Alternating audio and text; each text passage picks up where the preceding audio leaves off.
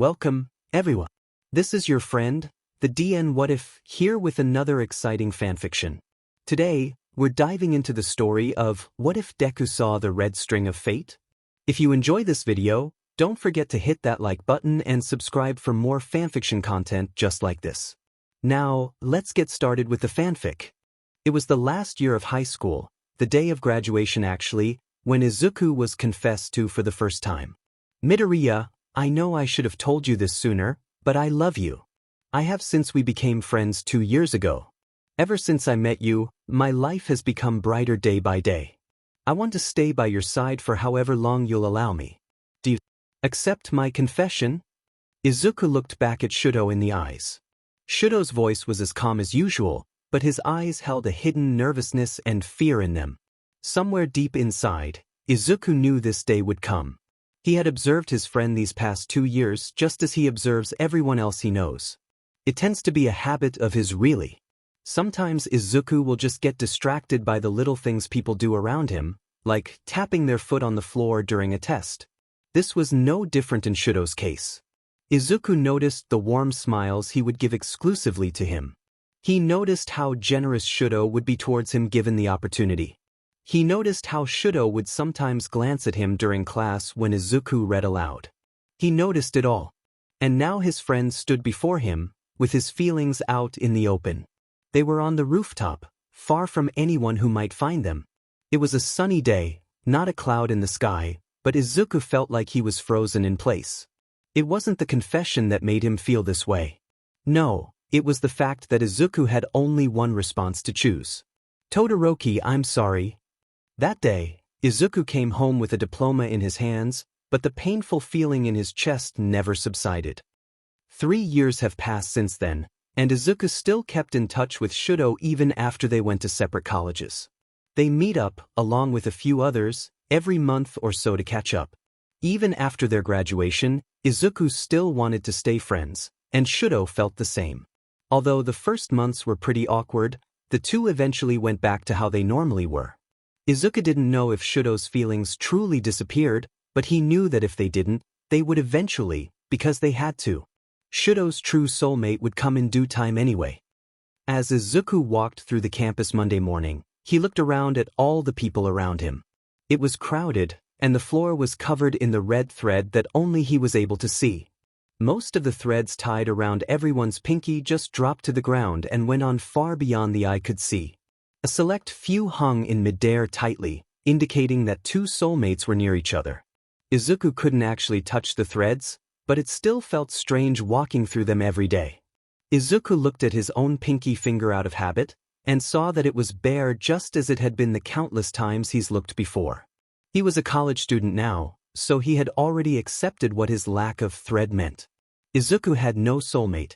Maybe it's the price for being able to see the thread in the first place. Then again, it's not as if he asked for this ability to begin with. He was just born with it, and he didn't know why. Hey Izuku, Tenya and I are going to have breakfast right now. Want to join us? Ochako ran up to him waving her arms around. Tenya was right behind her and told her to be careful so she wouldn't trip. When she stopped in front of Izuku, she smiled brightly at him. Come on Izu. I got paid last week so I don't mind paying for you, but just today though. Izuku laughed a bit. Yeah, you do spend your money really quickly Ochako. And mostly on takeout if I might add, said Tenya as he caught up. Hey, I don't spend that much. Ochako stuck her tongue out to her boyfriend and Tenya only responded with a teasing smile and a kiss on her forehead. Ochako seemed content afterwards and turned back to Izuku. So you coming? Sure, my class doesn't start until 9 anyway. Izuku watched with a small smile as Ochako held up a fork full of pancakes toward Tenya. It took a few seconds before Tenya complied and opened his mouth to accept the food. Ochako seemed proud of herself and continued eating while Tenya looked down in embarrassment. He really didn't like doing things like that in public, but Ochako loved it. Izuku remembered the first time he met the two back in his first day of college. They were all strangers back then who only happened to sit next to each other. Izuku sat in between them, and no matter how much he tried to pay attention to the professor, the red thread in front of him kept getting his attention. Ochako and Tenya were soulmates, and they were literally right next to each other. Since that day, Izuku noticed that the two were naturally drawn to each other. Even though they weren't acquainted yet, they always seemed to stay near each other during class. Neither made the effort to actually talk to the other, and Izuku was getting a little frustrated by it. Now, Izuku knew full well that it wasn't right to get in the way of people's love lives, but giving them a little push wasn't all that bad, right? Making friends with Ochako was pretty easy since she was a sociable person to begin with, though it made Izuku all the more confused by her lack of conversation with Tenya. Maybe it was the thread's doing. It did work in weird ways after all. Anyway, after the two became friends, Izuku tried doing the same with Tenya. However, Tenya was much more difficult since he was more focused on his studies than other people. Izuku tried talking to him for weeks, but was always turned down. It wasn't until Ochako noticed that things finally progressed. To Izuku's surprise, Ochako approached Tenya easily and asked if all three could study together. Tenya, of course, turned down the offer at first, but Ochako was persistent. Next thing Izuku knew, Tenya finally accepted. Izuku didn't fail to notice the light pink tint on his cheeks. As soon as they parted ways, Ochako immediately confessed to Izuku that approaching Tenya felt really embarrassing, and she surprised herself when she spoke so calmly to him. Izuku stayed quiet and listened to her ramble, and he tried to stop himself from smiling like an idiot. It was then that Izuku discovered how satisfying it was to help two soulmates finally meet, but he quickly decided to push that feeling to the back of his mind. Playing Cupid was not his job, no matter how tempting it was. But there were some nights when Izuku would think to himself, looking at his hand all the while. Why did he have this strange ability? There must be a purpose, right? Those nights of speculation and wonder usually ended with Izuku drifting off to sleep after thinking too much. He would forget about the topic completely the next morning. This happened every few months or so, but as the years passed, the thoughts became more frequent, even coming to mind during the day. And now Izuku was sitting across from his two best friends eating breakfast, thinking about the topic once again. He sighed inwardly and took a sip of his coffee. His friends didn't seem to notice since they were talking about their classes, so Izuku let them be and looked out the window. He watched the people walking by nonchalantly, and his eyes gradually looked down to the floor. The thread lay motionless as always as people unknowingly walked over it. Izuku was about to turn away when a distant movement caught his attention. He looked up, looking across the plaza floor when he saw it. A single thread, moving across the floor in an eastern direction. Izuku followed the thread with confusion sprawled on his face until his eyes widened in shock. The thread was cut loose. It was like a pair of scissors had snipped it cleanly. It was the first time Izuku had ever witnessed something like this, and his mind was racing with questions. Whose thread is that? Who's their soulmate? Why is the thread cut? Is there someone out there who can interfere with fate? Izuku's thoughts were cut short when Ochako snapped to get his attention. Hey, what's wrong, Aizu? You've been staring out the window with a weird look on your face. Both Ochako and Tenya had their eyebrows furrowed in concern, and Izuku quickly brought his hand up and smiled the best he could. Oh, I'm sorry. I just remembered that I forgot one of my notebooks at home. It had all of my good notes too. I should really go get it. Izuku quickly stood up and thanked Ochako for the breakfast. He grabbed his bag and quickly ran out of the diner. Ochako and Tenya watched him leave without saying anything. Actually, Izuku left before they even had time to respond properly. Huh, that's strange. Izuku never forgot something as important as his notes before. Izuku ran eastward to follow the thread and slowed down to a walk when he caught up with the end. He only had about half an hour before his first class started, but Izuku needed to know who this thread belonged to. He eventually reached an apartment complex a few blocks away from the campus. Before Izuku could even set a foot on the property, the door suddenly swung open. Izuku gulped as he slowly looked up at the owner of the thread. His eyes were sharp, and they were staring daggers at him from across the grass. Who the F are you and why have you been following me? Izuku felt a chill go down his spine. Oi, didn't you hear me, a-hole? Why the F were you following me? Are you my goddamn stalker or something? Because if so, I'll beat the living crap out of you. Being in the presence of this stranger already intimidated Izuku enough, but his threats made him want to run back the direction he came. Izuku tried to stop his body from shaking and did his best to give a small smile. "Ah, I'm sorry, I didn't mean to follow you. I just happen to have a friend who lives here. I need to get something from them really quick, that's all." A few moments passed before the stranger just scoffed and walked outside with his bag swung over his shoulder. Before he passed Izuku, he paused and muttered, "You better not be lying to me, because I hate liars." He roughly bumped his shoulder with Izuku's and made his way across the street. Izuku didn't dare to look back at him, and only moved from his spot when he saw that the stranger's red thread moved out of sight. He sighed in relief. "My God, I didn't realize he noticed me following him. He looked like he was about to kill me too." Izuku looked up at the apartment complex and took note of the address. So this is where that guy lived? It wasn't that far from the campus, so Izuku wondered why he never saw the other before. Just then his cell phone vibrated. It was a message from Ochako. "Where are you, Izuku? Your class is starting in 10 minutes. It was then that Izuku finally looked at the time. Ochako was right, if he didn't run back quickly, he was definitely going to be late. Without hesitating, he shoved his phone back into his pocket and sprinted back as fast as he could. He decided to ask his friends about the stranger later. If they didn't know anything, he'll just have to do some investigating on his own. A guy with blonde spiky hair, red eyes, and an intimidating personality? Can't say I've ever seen anyone like that. The same goes for me. Based on your descriptions of him, he seems like some kind of delinquent up to no good." "Oh, don't over-exaggerate, Tenya." Ochako put her yogurt down and thought for a moment. "Well, I don't know squat about this guy you're talking about, Aizu, but I think I may know someone who does." "Really?" Izuku's eyes quickly brightened at hearing Ochako's words, and she noticed immediately. She smiled a little before taking another spoonful of yogurt to her mouth.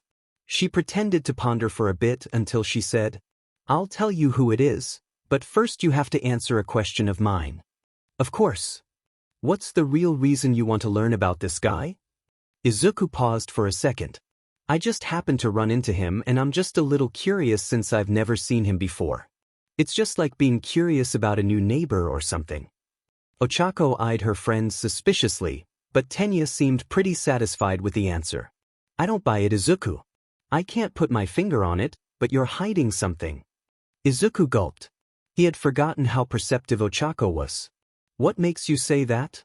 "Well, it's mostly because you're a bad liar, but also because I get a hunch when people are hiding something from me. So if I had to take a guess, I think you want to learn about this new guy because—" She went quiet for a while, and Izuku didn't realize he was holding his breath. There's no possible way she would know the truth, but Izuku was cautious nonetheless because that's just who he was. A grin then formed on Ochako's face. "You totally have the hots for him, don't you?" "Oh, my little Izuku is in love." Ochako clapped her hands in excitement while Izuku and Tenya just looked at her dumbfounded. Izuku didn't even know how to respond to that. I don't think that's it, Ochako. At least that's what I think." Tenya then turned to Izuku for confirmation, and he was finally able to snap out of his shocked state. "Right, I don't have a crush on him or anything, it's just pure curiosity, that's all." Ochako pouted. She wanted to push the topic further, but it wouldn't go anywhere if her boyfriend wasn't on her side. All right then. I'm still a little suspicious, but I'll help you." She then pulled out her cell phone and sent a text to Izuku. When he opened it, he saw it was an address. "That's my friend Mina's address. She throws a lot of parties on the other side of the campus, and she happens to be throwing one tonight." "So she might know the guy?" "Most likely. She makes friends with a lot of people there, so she's your best bet. Although, she might be hard to talk to since she always gets drunk. If you happen to reach her when she's already intoxicated, then talk to Kyuka." "Kyuka?" Izuku was a little ashamed to admit that he didn't know much about Ochako's friends. Heck, even Tenya probably knew more than he did. "Yeah, she's the lead singer and guitarist for her band. They always play at Mina's parties, for a discounted price of course. Kyuka never gets drunk, because she has to drive her friends home when they get drunk. She probably knows just as many people as Mina, so she can be your next best option. I'll text Mina that you're coming so they'll let you in." Ochako was such a great friend. Izuku would definitely have to pay her back for this. Thank you so much. No problem, Aizu. Tenya and I had some plans tonight anyway, and I felt bad for turning down Mina's invitation. Mina is a nice individual, but I can't really handle her parties, Tenya admitted. Izuku couldn't help but laugh at the confession. Already, his day seemed to be getting better. If he was lucky enough, he could very well bump into that stranger tonight. All three walked their separate ways home. Izuku had a lot of work to finish if he wanted to take the night off. Izuku stood in front of Mina's front door and faced yet another stranger.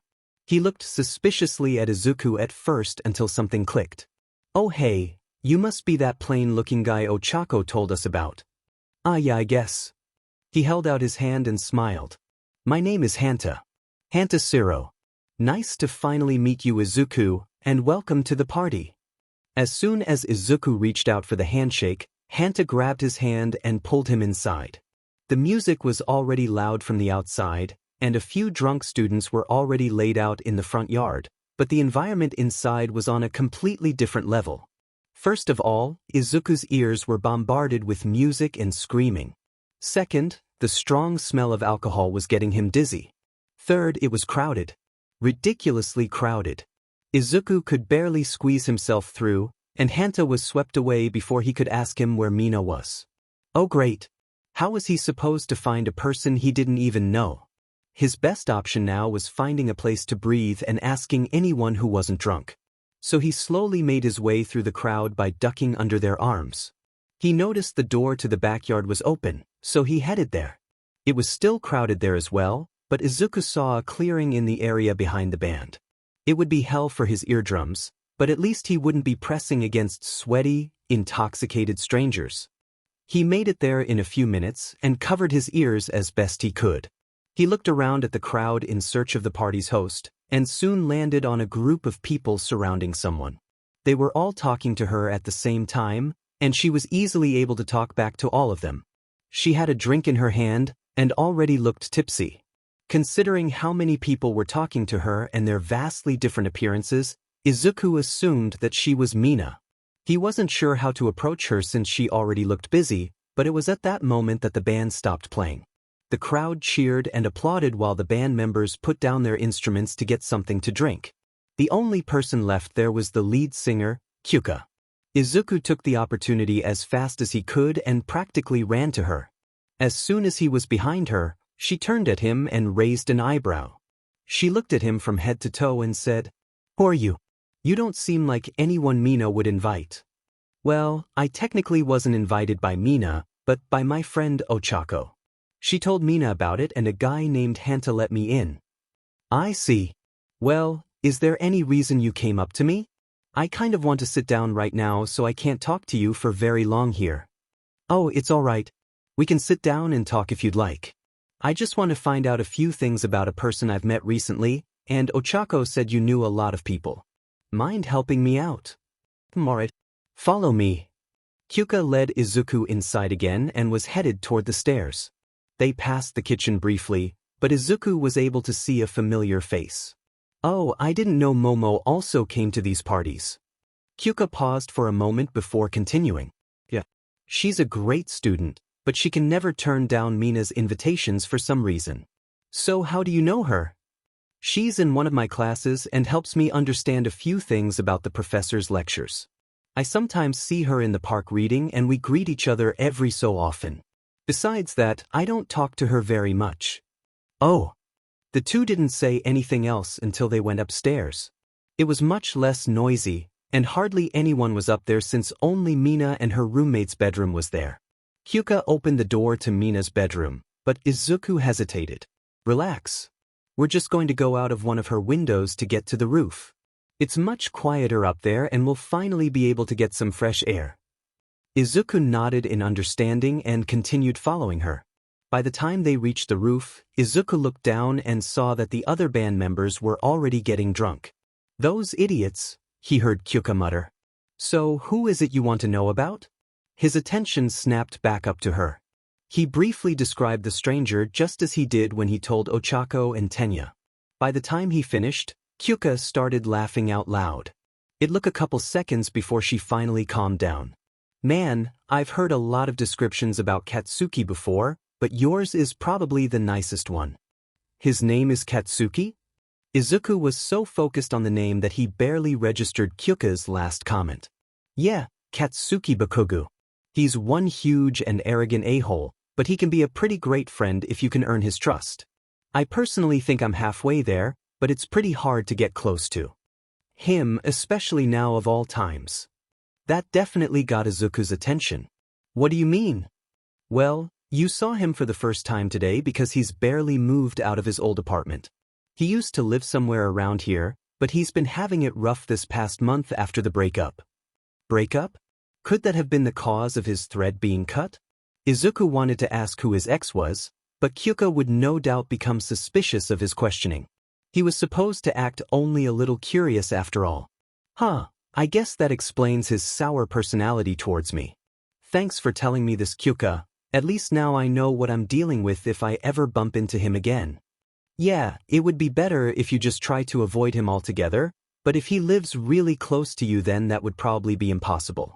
Take my advice, it'd be better in the long run if you try becoming his friend, or at least get on his good side. It's really up to you, but having a guy like that as an ally is better than having him as an enemy. Kyuka had a good point. It would be easier to know more about Katsuki if Izuku just befriended him, but that was a huge obstacle on its own. Then again, Izuku enjoyed a good challenge every once in a while. You know, I think I'll give it a shot. It will take a while, but I'm sure I can at least get him used to seeing me around. Good luck, you'll need it since he's the crankiest he's ever been. Oh, and by the way, do me a favor and don't tell Katsuki I told you about him. A small detail really, but he doesn't like it when random strangers know something about him when he's never said anything to them. If you call him by his name or worse, bring up his breakup, he'll definitely hate you. Then he'll start interrogating everyone he knows to see who told you, and I really don't want to lose his trust after working months to earn it. Months? Izuku thought. God, what was he getting himself into? You have my word, but can I ask one last thing? Go ahead. Why is he so secretive about himself? I mean, I doubt anyone would want their personal affairs being leaked out, but from what you told me, he seems to take things like this very seriously. Yeah, I'm not sure why myself.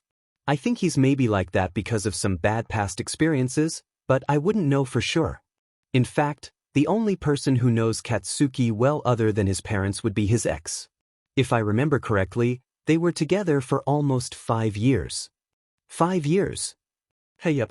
All the more reason Katsuki didn't take the breakup well. At that moment, the sound of someone yelling erupted from the backyard.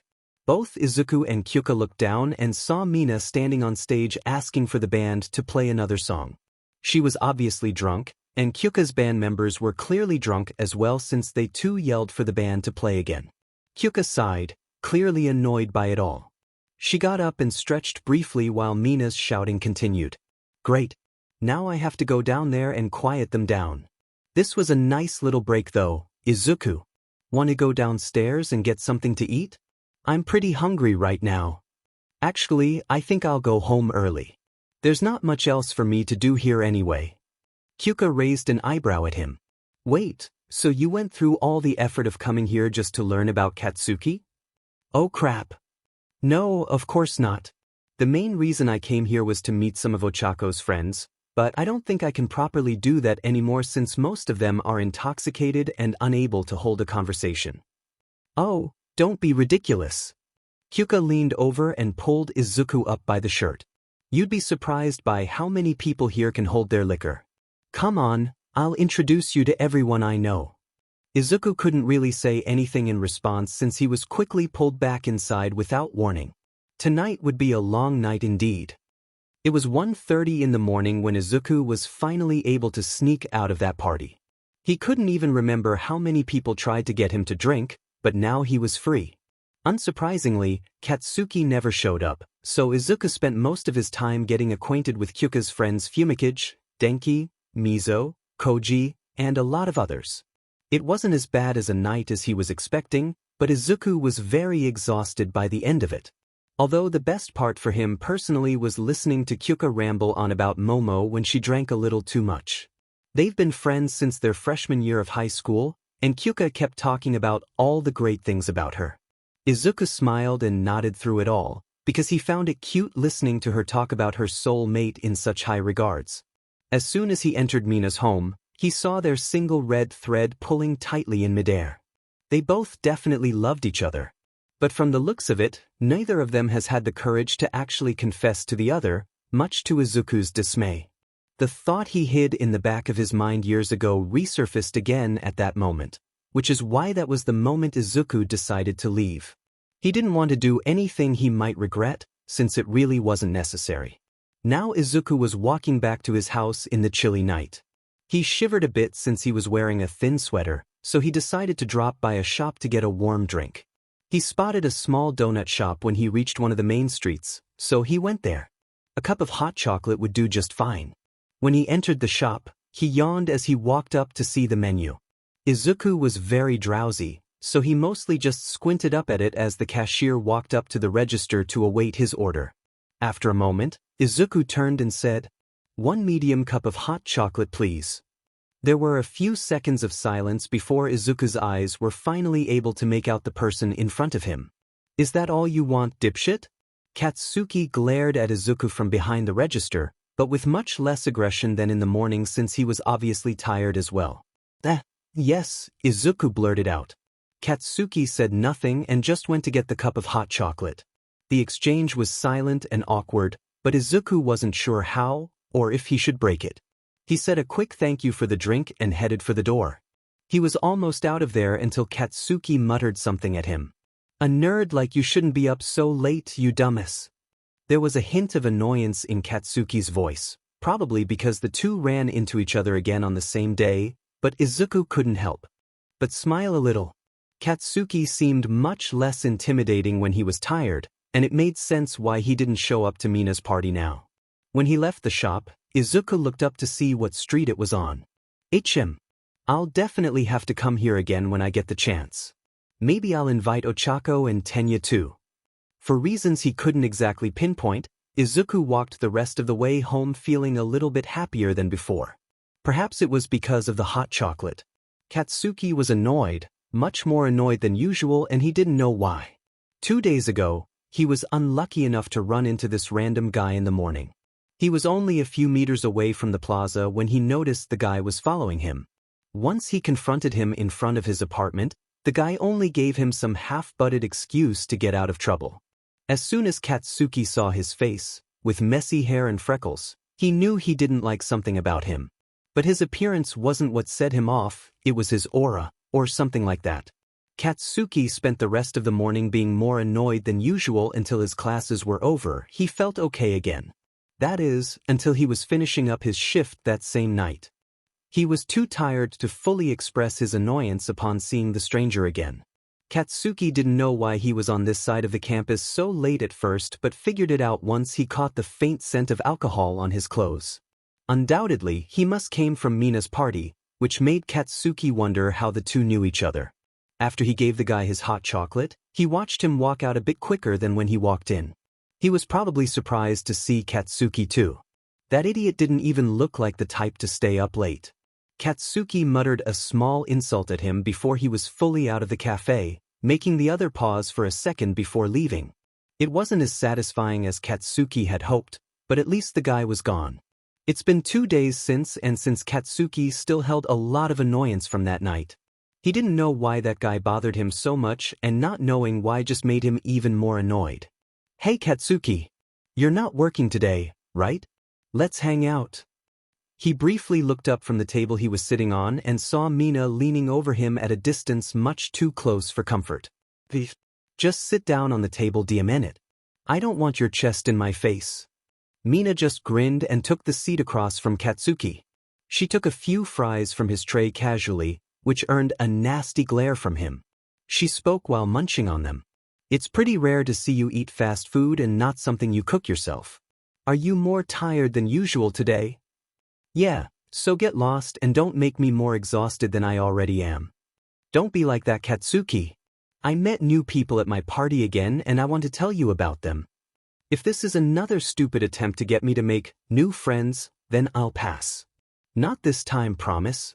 I met two really interesting people this time. I can't recall their names right now, but one was this really hot girl and the other was this awkward guy. I can understand why the girl got your attention, but why the hell do you even care about the guy? Ooh, are you interested now? Barely, but it's slipping away really quickly. Okay. So the girl was really awesome and I was able to get her number. Apparently, she doesn't even go to here and is actually from a rival school. Hanta was the one who brought her since they've known each other for a while. She totally dig the place. And why the F does any of that matter? Do you want to date her to seem rebellious? That sounds like a waste of diamond time and I doubt anyone would care. So harsh. Somebody definitely said you off. Well, no matter, your insults can't faze me anymore. Anyway, the guy I met only caught my interest because he stuck out like a sore thumb. Apparently he was a friend of my girl Ochako. You know, the girl I've been wanting to introduce you to since forever? I'm not going to meet her. You're so lame, Katsuki. Why do you never want to meet new people? I'm sure you could have a lot of friends despite your trashy personality. I suggest you choose your next words wisely. Katsuki warned. Alright, don't kill me. She surrendered. So like I said, this guy really didn't fit in with the rest, so I went up to him to introduce myself. He had really messy hair and cute little freckles on his cheeks. That description immediately caught Katsuki's attention, but he made sure to hide his reaction from Mina. She was notorious for making everything a big deal, and Katsuki wasn't going to get wrapped up in anything today. He sounds like some shitty nerd. Yeah, I guess nerdy is a good way to describe him. He said he came to the party to meet some of Ochako's friends. He was really kind and got super flustered by the attention he was getting, the total opposite of you, Katsuki. I guess that was why he left an impression on me. So he's a wimp then, what a shocker. A little bit of a pushover maybe, but definitely not a wimp. That guy was ripped. Don't F with me. No, I'm serious. Once I noticed and asked him about it, he said he worked out regularly at the gym. Katsuki could not recall or even picture that nerd having any kind of muscle on his body. The last 2 times he saw him, he was wearing sweaters. Why would that shrimp have to work out regularly? Well, if that was all you wanted to tell me, then get lost already. I have shit to do today. Still unpacking your things? Can't say I want to help you, but the guys would be okay with it if you bought them drinks. I'm not buying anyone drinks, you moron. I was almost done anyway, but I got hungry and came here. But I think I'll go now. Rude. Katsuki dumped his trash and took the last of his burger in his hand. Mina waved him goodbye and Katsuki surprised her by actually reciprocating the gesture, albeit it was only for a short while. So his name is Katsuki Bakugu? You know, I think Mina actually mentioned him to me once. She wanted to introduce the two of us, but apparently he was too busy for it. I'm not sure I'd approve of you meeting him without me anyway. Tenya muttered. Ah, is that jealousy I hear? Ochako teased. No, I'm simply concerned about how that guy would treat you. He clarified immediately. Tenya was blushing profusely and Ochako giggled at him. Izuku watched them silently with a smile tugging at his lips. The 3 of them were at Tenya's place for. He was an excellent cook, so Izuku couldn't bring himself to turn down the invitation. After Ochako's teasing was over, she looked back at him. So now you know the guy's name. What are you going to do next? Well, Kyuka suggested becoming friends with him since we're going to see him around more often now. I see. But how are you going to do that? I'm pretty sure he has no classes around here, so you can only see him off campus. Well, I did find out where he works, not on purpose though. Ochako's eyes seemed to light up at the news. That's great. You can take us there so we can properly meet this guy. I'm not sure that's a great idea. I don't think he wants to see me again so soon. He'll probably think I'm stalking him. Ochako brought a hand over her chin and thought for a bit. You're right. We have to make this look as natural as possible. Tenya suggested. I don't see why we can't just walk over to him and ask to be his colleague. Tenya, that's probably the lamest way to make a friend. I doubt it would ever work. Ochako dismissed the suggestion easily, but Izuku thought about it for a bit. For someone as tough-skinned as Katsuki, being straightforward might just work in his favor. Although, there was the possibility that Katsuki would get set off at Izuku's arrogance and push him away for good. Izuku sighed. He wondered how Kyuka and Mina did it. Hey Izuku. What is it? I know this is probably a weird thing to ask right now, but are you even interested in getting into a relationship one day? Izuku was stunned. What brought this on? Well, it's because this isn't the first time Tenya and I have helped you get to know someone. You're a really great guy, but I've never seen you go out with someone the whole time we've known each other, not once. Now that you mention it. Tenya started. There had been a few people who actually approached Ochako and I, asking us to introducing them to you. They were obviously very interested, but we always declined. We thought it would have been better if they approached you on their own. Suddenly, Izuku's mind was starting to recall the few times in the past where people had confessed to him. Exactly 5 times, he remembered. All their confessions ranged from straightforward to taking forever getting to the point. They had all been his classmates and varied greatly in personality, but Izuku always rejected them. Well, I guess I'm just not interested in having a partner. I already have friends, and that's good enough for me. But don't you ever get lonely? Izuku paused. He had never really thought about that before. Was he lonely? Lonely because nobody could understand him and his strange ability? Izuku didn't have a soulmate, but he couldn't go and steal someone else's because of it. It wasn't right. Izuku chose to be alone because he knew it was the best choice. Has he ever had a crush on someone though? Multiple times actually, but he had never acted upon it. Over the years, he had grown to ignore the feeling altogether. Of course not. I have people like you and Tenya with me. I'll never feel lonely for a long, long time. There was a hint of sorrow in Ochako's eyes, and Tenya became silent as well. This conversation really ruined the mood, and Izuku couldn't bear it for much longer. He stood up and forced a smile on his face. Well, I have to go now, guys. There's something I want to do some research on. I don't want to bother you guys by staying here. Both of his friends seemed to snap back to reality at his words. The sadness seemed to leave just as quickly as it came, and they both smiled again, much to Izuku's relief. Are you referring to your constant muttering when you get interested in something? Oh yeah, that does get a little annoying after a while. Ochako admitted. But feel free to visit us anytime, Aizu. Yes, and good luck becoming friends with that guy too. They both waved goodbye at him as Izuku took his bag from the floor and took off. Neither questioned what Izuku was going to research. He was interested in a lot of weird things anyway. As soon as he was gone, Ochako leaned into her boyfriend. Do you think he'll be okay?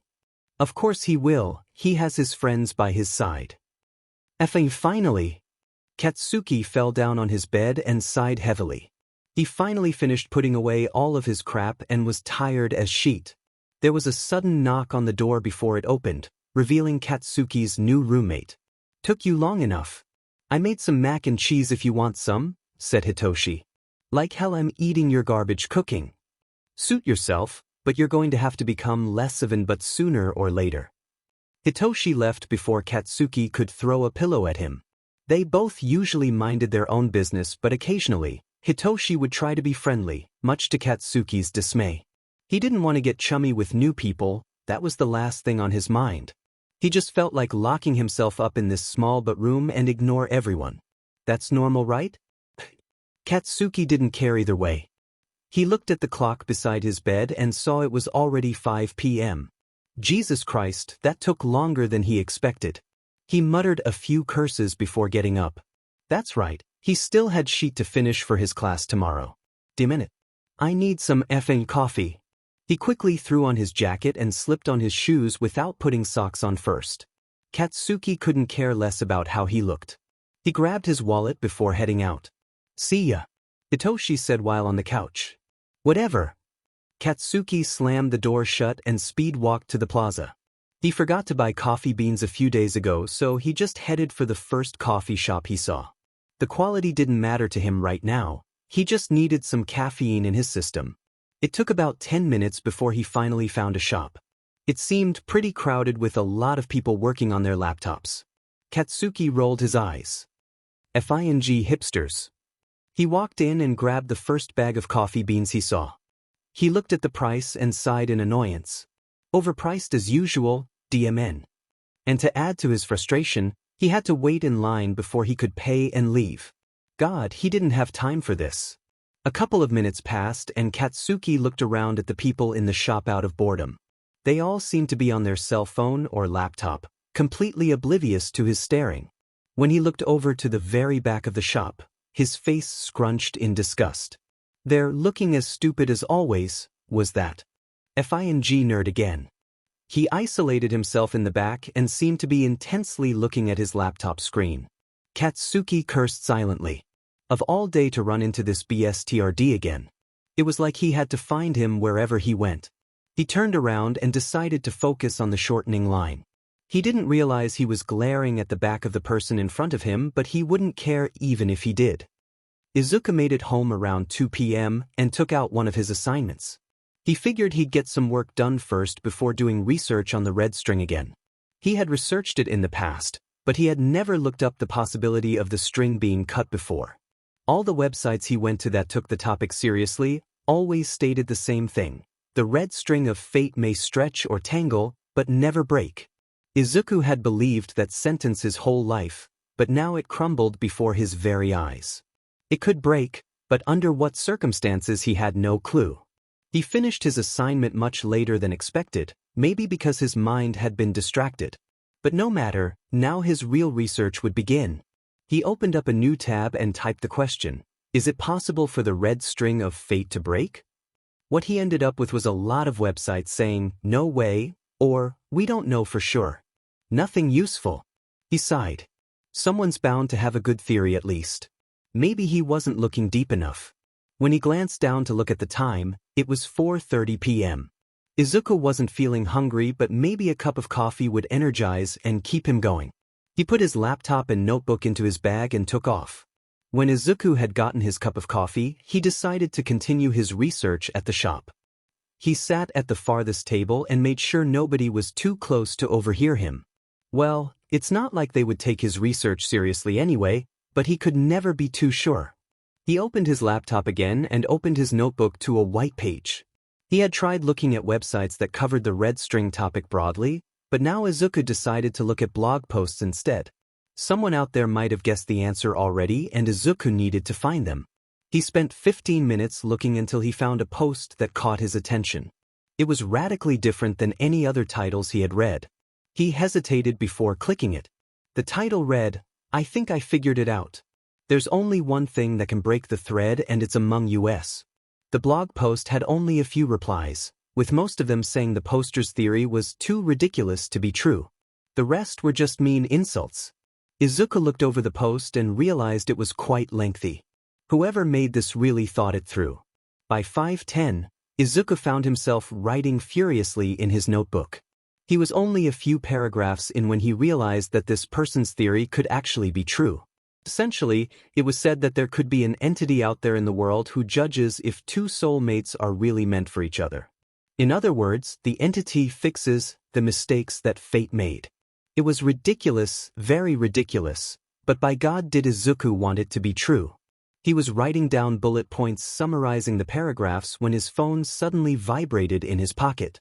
He took it out while putting his notebook to the side and saw it was a message from his coach. Young Midoriya, I know this is sudden, but could you come to the gym and help me put away the equipment? My back isn't as good as it used to be, and I'll treat you to whatever you want afterwards. Izuku snapped out of his researching concentration once he finished reading it. Spending time with Coach Toshinori? There was no way he could turn that down. Izuku was bubbling with excitement and closed his laptop without thinking twice. He would continue reading after he was done helping, it was no big deal. He noticed his unfinished coffee, took it and gulped the rest down. It had gotten cold already, but Izuku didn't care. He grabbed his bag and almost ran out of the shop with a grin on his face. He didn't even notice Katsuki staring at him like he was crazy. For F's sake, how can someone look so nerdy and be so stupid? Katsuki finally paid for the coffee beans and was about to leave until that nerd ran past him in a hurry. It was so sudden that he instinctively followed him with his eyes. When he was out of view, Katsuki turned back to the table he previously sat on and raised an eyebrow. That idiot forgot his FANG notebook. He casually walked over to the table and picked up the notebook like it was contaminated with something. It was left open on one page. Katsuki flipped to the cover to finally find out that BSTRD's name. Izuku Midoriya? He should just be called Deku for being so goddamn useless. Who the hell forgets their notebook in a coffee shop? He turned back to the page De was writing in before he left. It was in red pen, and Katsuki could barely make out the sloppy handwriting. Whatever he was writing, he was doing it ridiculously fast. The only thing he could read was the title at the top. Broken Red String of Fate Theory. What the F dash? Without wasting another minute in that shop, Katsuki closed the notebook and walked out with it. He wasn't really planning on returning it to Deku immediately. He hated to admit it, but for some reason, that title really got his attention. Knowing his bad luck, Katsuki knew he would run into Deku again sooner or later. He would return the notebook then and maybe mock him for being so FING stupid. God, that guy really annoys me. It had been a week since Katsuki left the coffee shop with Izuku's notebook.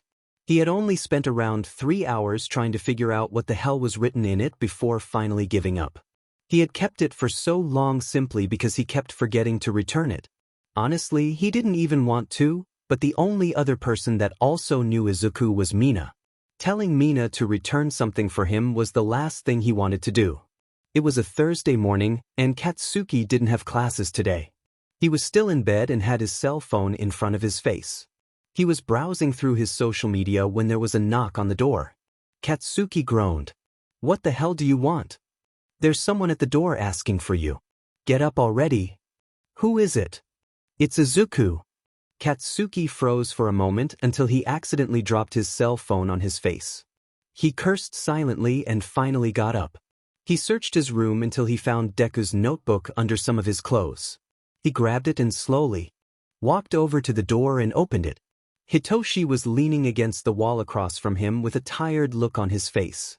He always slept later than Katsuki, but got up earlier than him every morning. Katsuki didn't understand the logic of it but brushed it off as being an art student thing. You finally going to return his notebook? Might as well. The night Katsuki brought the notebook home, Hitoshi had still been up watching a movie. He asked what it was that he was holding and Katsuki tossed the notebook at him instead of saying anything. When Hitoshi looked through it, he commented on the bad handwriting but said it with a small smile on his face. It was the first time Katsuki had seen his roommate smile and he found it a little weird. God damn it, why is that nerd even here? Probably because I told Kyuka that you had his notebook. Katsuki glared at Hitoshi, but Hitoshi just shrugged. What? She asked me to help look for it and I did. Just return it already. If he's been asking people around for help, then it's probably important. Katsuki glanced at the notebook in his hand. What could be so important about this thing? Whatever he was writing about was probably a bunch of hogwash anyway. Besides, who the hell actually believed in the red string of fate? That crap is only fictional. He walked past his roommate and headed to the door. It was left slightly open and Katsuki could already see the mop of green hair outside. He opened the door just enough to peek his head through. Izuku was caught off guard by it and jumped a little. Upon eye contact, Katsuki immediately shoved the notebook in his arms. He was about to shut the door until Izuku stopped him. Wait. At least let me thank you properly. I don't need your thanks, and quiet down will ya? I don't need the neighbors getting up on my but complaining about the noise. Katsuki, shut up. Hitoshi appeared from behind and opened the door completely. He looked at Izuku for a moment before extending his hand. Hey, my name's Hitoshi and this a-hole is Katsuki. Nice to finally meet you. Izuku looked very confused and hesitated before finally giving into the handshake. Me too? Hitoshi nodded as his grip on Katsuki's shoulder kept him at bay. His roommate was cursing at him profusely, but Hitoshi didn't seem to care. You piece of shit. Why the hell are you introducing yourself to Deku? You trying to be his friend or something? Keep it down, Katsuki. There are probably people still sleeping. Oh, if that... What exactly are you trying to pull here? Both roommates continued to bicker as Izuku observed them. He didn't know what to say since he was only fixated on one thing. Did you just call me Deku? Katsuki became silent as his choke hold on Hitoshi loosened. He eventually let go of him altogether and turned around so his back was facing Izuku. Teach your DMN right, I did. It fits you perfectly since you're FING useless. Hitoshi patted Izuku on the back while also rubbing his neck. See? A complete a-hole. You should probably go now before he completely loses it. He leaned in to whisper into his ear. I don't know what his problem is, but he seems to really hate you for some reason. Izuku nodded slowly and stepped back so Hitoshi could reach over and close the door. Anyway, thanks for coming over. If you ever want to hang out, just ask Kyuka for my number so you don't have to come here and run into Katsuki again. Hitoshi gave Izuku a small wink as Katsuki yelled at him again. Just close the door already, fucker. Yes, your majesty. Once the door was slammed shut, Izuku stood there for a minute, taking in what he just witnessed. He knew Katsuki had a roommate, but he never expected them to have such a strange dynamic. And there was the nickname too. He must have thought of it when he looked at Izuku's name. Well, that wasn't very nice, but I guess I shouldn't expect much if he dislikes me. Izuku made his way to the stairs before any of the neighbors opened their doors to find out what happened. While heading out, he looked to see if his notebook was still in good shape. It had a few wrinkles on it, probably because Katsuki looked through it a few times. At first, Izuku panicked once he found out that Katsuki had his notebook, but he remembered many times in the past when Ochako had been unable to read his writing when he did it in a hurry. He put his trust on Katsuki giving up on trying to read his writing, and it seemed that he was right. It was a huge relief. By the time he made it outside, Kyuka was there waiting for him. Everything good? Thanks for driving me here, Kyuka. This was the last place I would have thought of to look for it. No problem.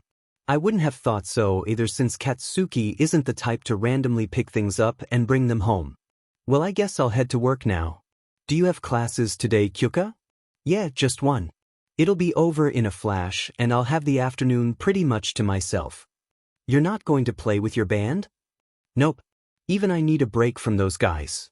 I'll probably just call a friend to hang out with. Izuku smiled a little. You mean like Momo? Kyuka noticeably blushed and looked away.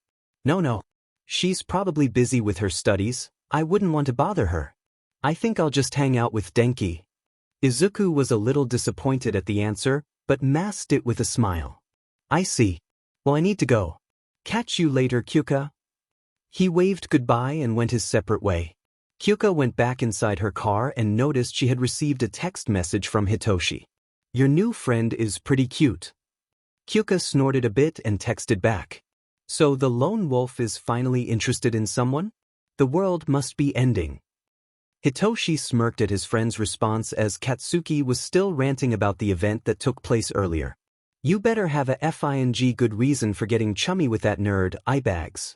And you told him my name too. Remind me why I don't shove your face in the toilet for being such a huge piece of shit. Katsuki's rants never bothered his roommate. In fact, he actually found them pretty funny. This was no different, so Hitoshi decided to ride this one out until Katsuki exhausted himself. Jesus Christ, and that snarky little comment at the end? Don't tell me you're actually interested in him. That shit's going to make me puke. Hitoshi sighed in annoyance. Maybe this rant should be ended early. I really don't understand why you hate the guy so much when you know nothing about him. The only reason I continue to stand your stupid beach fits is because your anger at Izuku distracts you from the anger and sadness you have towards your ex. It came off harsher than Hitoshi had planned it to be, but he really wasn't in the mood to be taking Katsuki's shit right now. He looked back at his phone and once again acted as if the conversation had meant nothing to him. Katsuki was staring at him with wide eyes, unsure if he was angry or surprised. Maybe it was both. He felt his whole body shaking and he clenched his fists to stop it. Don't ever that again. He silently walked back to his room and slammed the door shut. Hitoshi sighed once again and put his phone down. Katsuki didn't like talking about his ex and always lashed out at the mention of the topic.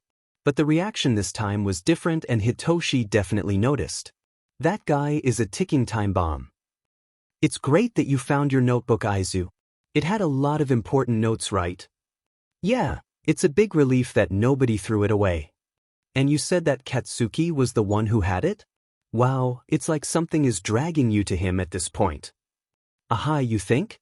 It's probably just a coincidence. Like hell it was a coincidence. The first time was chance, and the second time was probably chance as well, but the third time? Something was up, and Izuku knew damn well it had to do with the string and his potential mission. So, are you here to work out for a bit? It's Thursday after all. I think I'll just do some cardio exercises for today, just to work out a little sweat. Ochako went on into the mostly empty gym. Morning shifts were usually easy since not many people came to work out so early. Then, the doors opened and Coach Toshinori, the gym's best instructor and Izuku's mentor, walked in with some coffee. Izuku stood up immediately to greet him.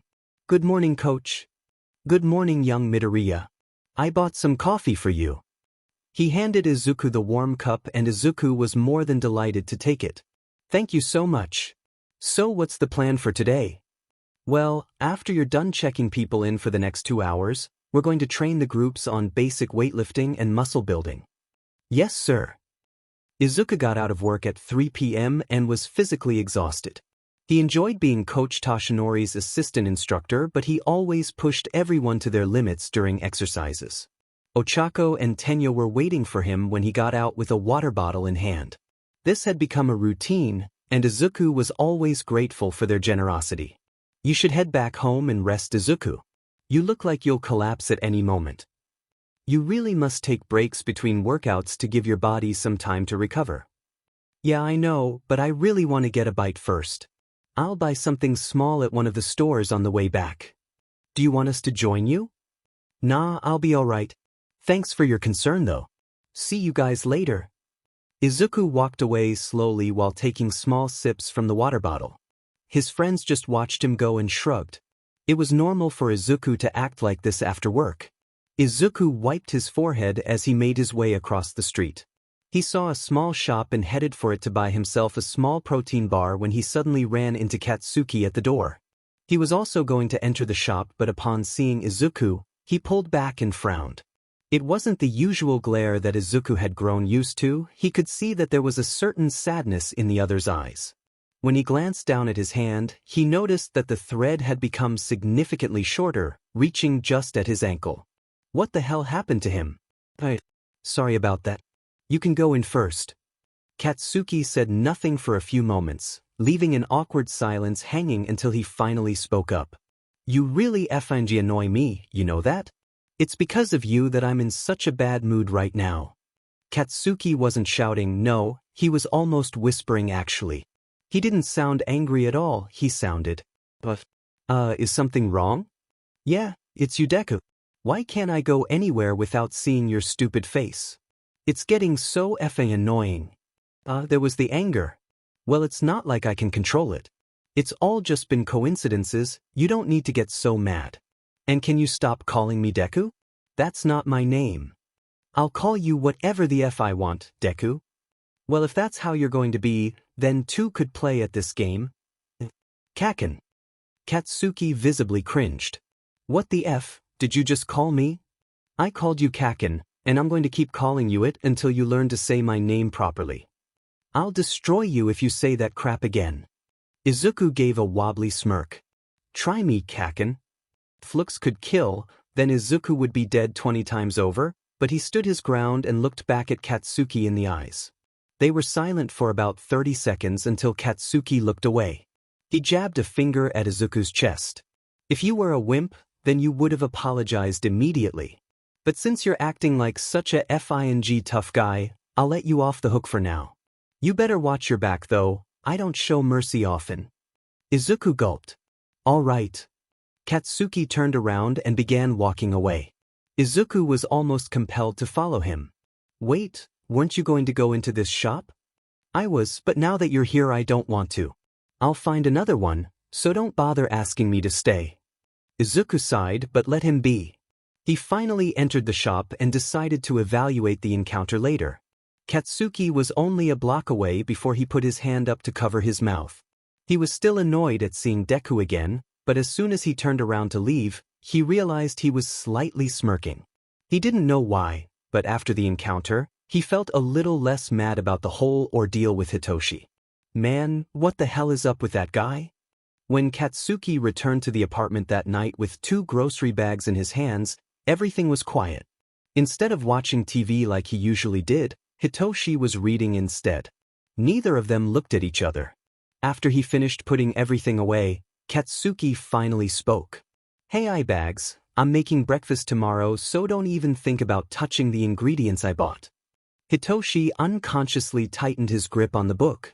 A few hours ago, his roommate had stomped out of the apartment after he tried talking to him. He thought for sure Katsuki would stay at someone else's place for the night.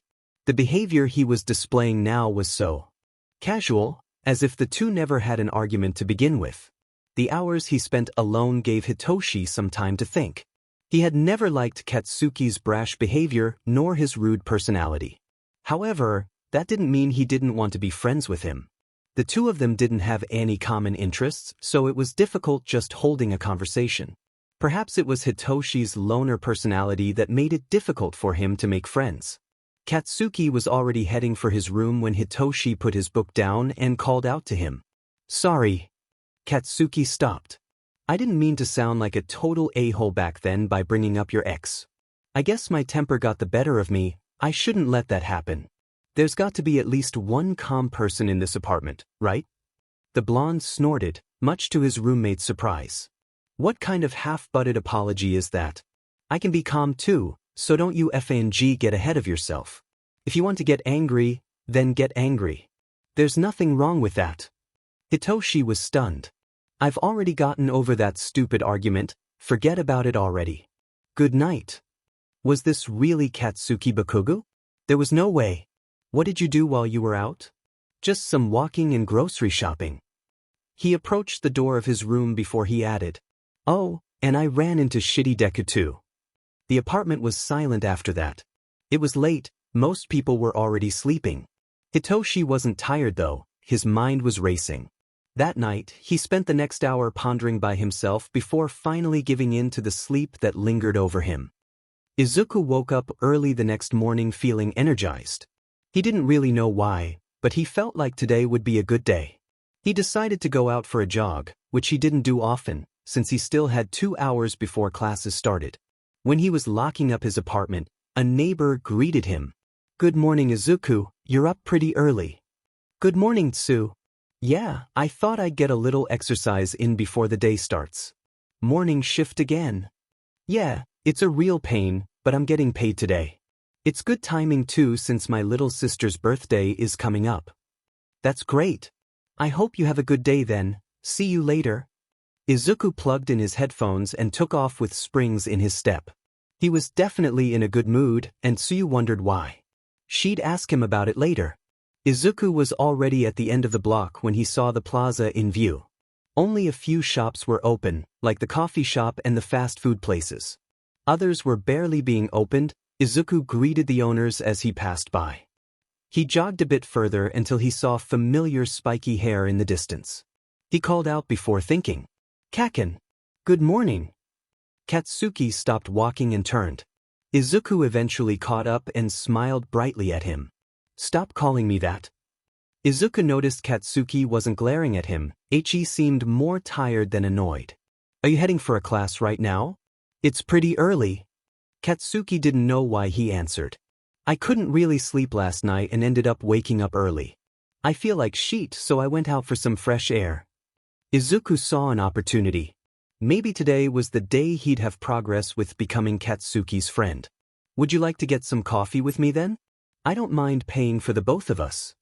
"What the hell gives you the impression that I would ever hang out with you?" "Well, maybe it's because you don't hate me as much as you did before? You haven't glared at me like a murderer this whole time." "Nope. Still hate you, I'm just too tired to express it." The answer was so immediate that Izuku actually found it funny. He laughed a little, which caused Katsuki to flick his forehead. "Oh. You're lucky I didn't punch you, but don't you dare laugh at me again." Just because you work out doesn't mean I can't kick your butt. Alright, I'm sorry.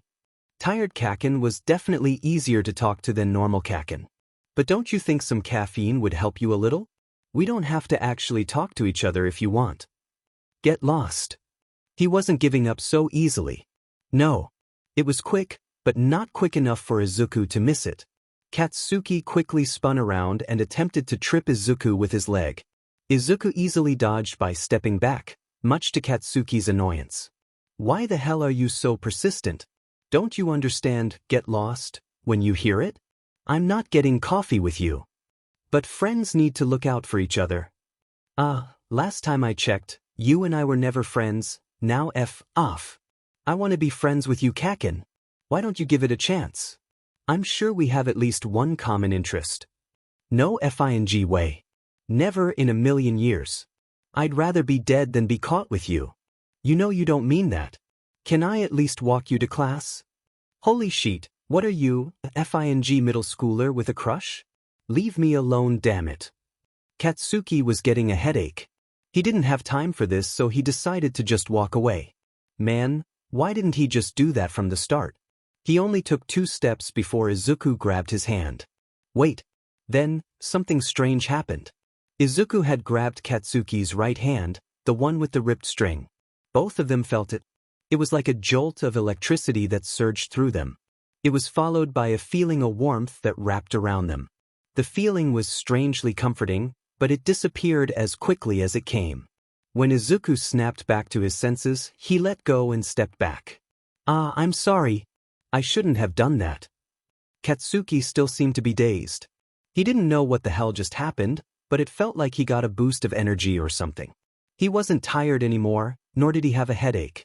But the strangest part was the warmth in his chest and the disappearance of his anger towards Deku. What the F was that? He whispered it more to himself, but Izuku still heard him. Well, I guess I should head back and make myself breakfast. Sorry for bothering you, Kacchan. I'm not giving up on being friends with you though. See you later. Before Izuku turned around, he briefly glanced down at Katsuki's string. To his surprise, the string seemed to be levitating from the ground. It stretched out, curled, and spun around his hand, kind of like it was looking for something. Izuku jogged back before Katsuki became wary of his staring. That was definitely something new, and Izuku had to look into it. Katsuki still stood in place for a few seconds before bringing his right hand up. He observed it as if something was wrong. It looked the same as it usually did, but it didn't feel the same. He was sure Deku had done something, but he didn't know what. Normally, something like this would make Katsuki torment that nerd until he never saw him again, but it was different this time. He felt compelled to see Deku again. Something was wrong. Maybe I really should get some coffee. I should have accepted Deku's invitation. The thought entered his mind too quickly for Katsuki to process it. Wait, what? He would never accept that nerd's invitation. What was he thinking? Why do I keep treating him like shit anyway? This was getting dangerous. Katsuki shook his head to rid himself of those thoughts. He hated that nerd, he hated him. Do I? This. Katsuki ran off with no particular destination in mind, but the sound of the wind in his ears was able to block out his thoughts. He paid no attention to the strange looks he was getting. To hell with all of them, they would never understand. Oh my god, oh my god. Izuku was unlocking his front door with shaking hands. He didn't know what happened back there, but it probably wasn't good. He accidentally did something to Katsuki's string, and who knows what that could be. He couldn't stop the shaking. The jolt he felt had done something to him. It made his heart beat fast, much too fast. Izuku felt like he would have a heart attack at any moment. When he finally entered his apartment, he collapsed on the couch. He was able to compose himself after a few minutes. Across from him was his notebook. He normally left it on the table for some late-night studying, but now he reached for it for some different kind of studying. He turned to the page where he rewrote his sloppy notes on the red thread. It was much more organized, but it was practically useless. The theory he had read about never mentioned something like what he had experienced. Nonetheless, he briefly looked over the bullet points to see if there were some context clues that could help him. It was futile. This was a mystery he had to solve on his own. Izuku sighed.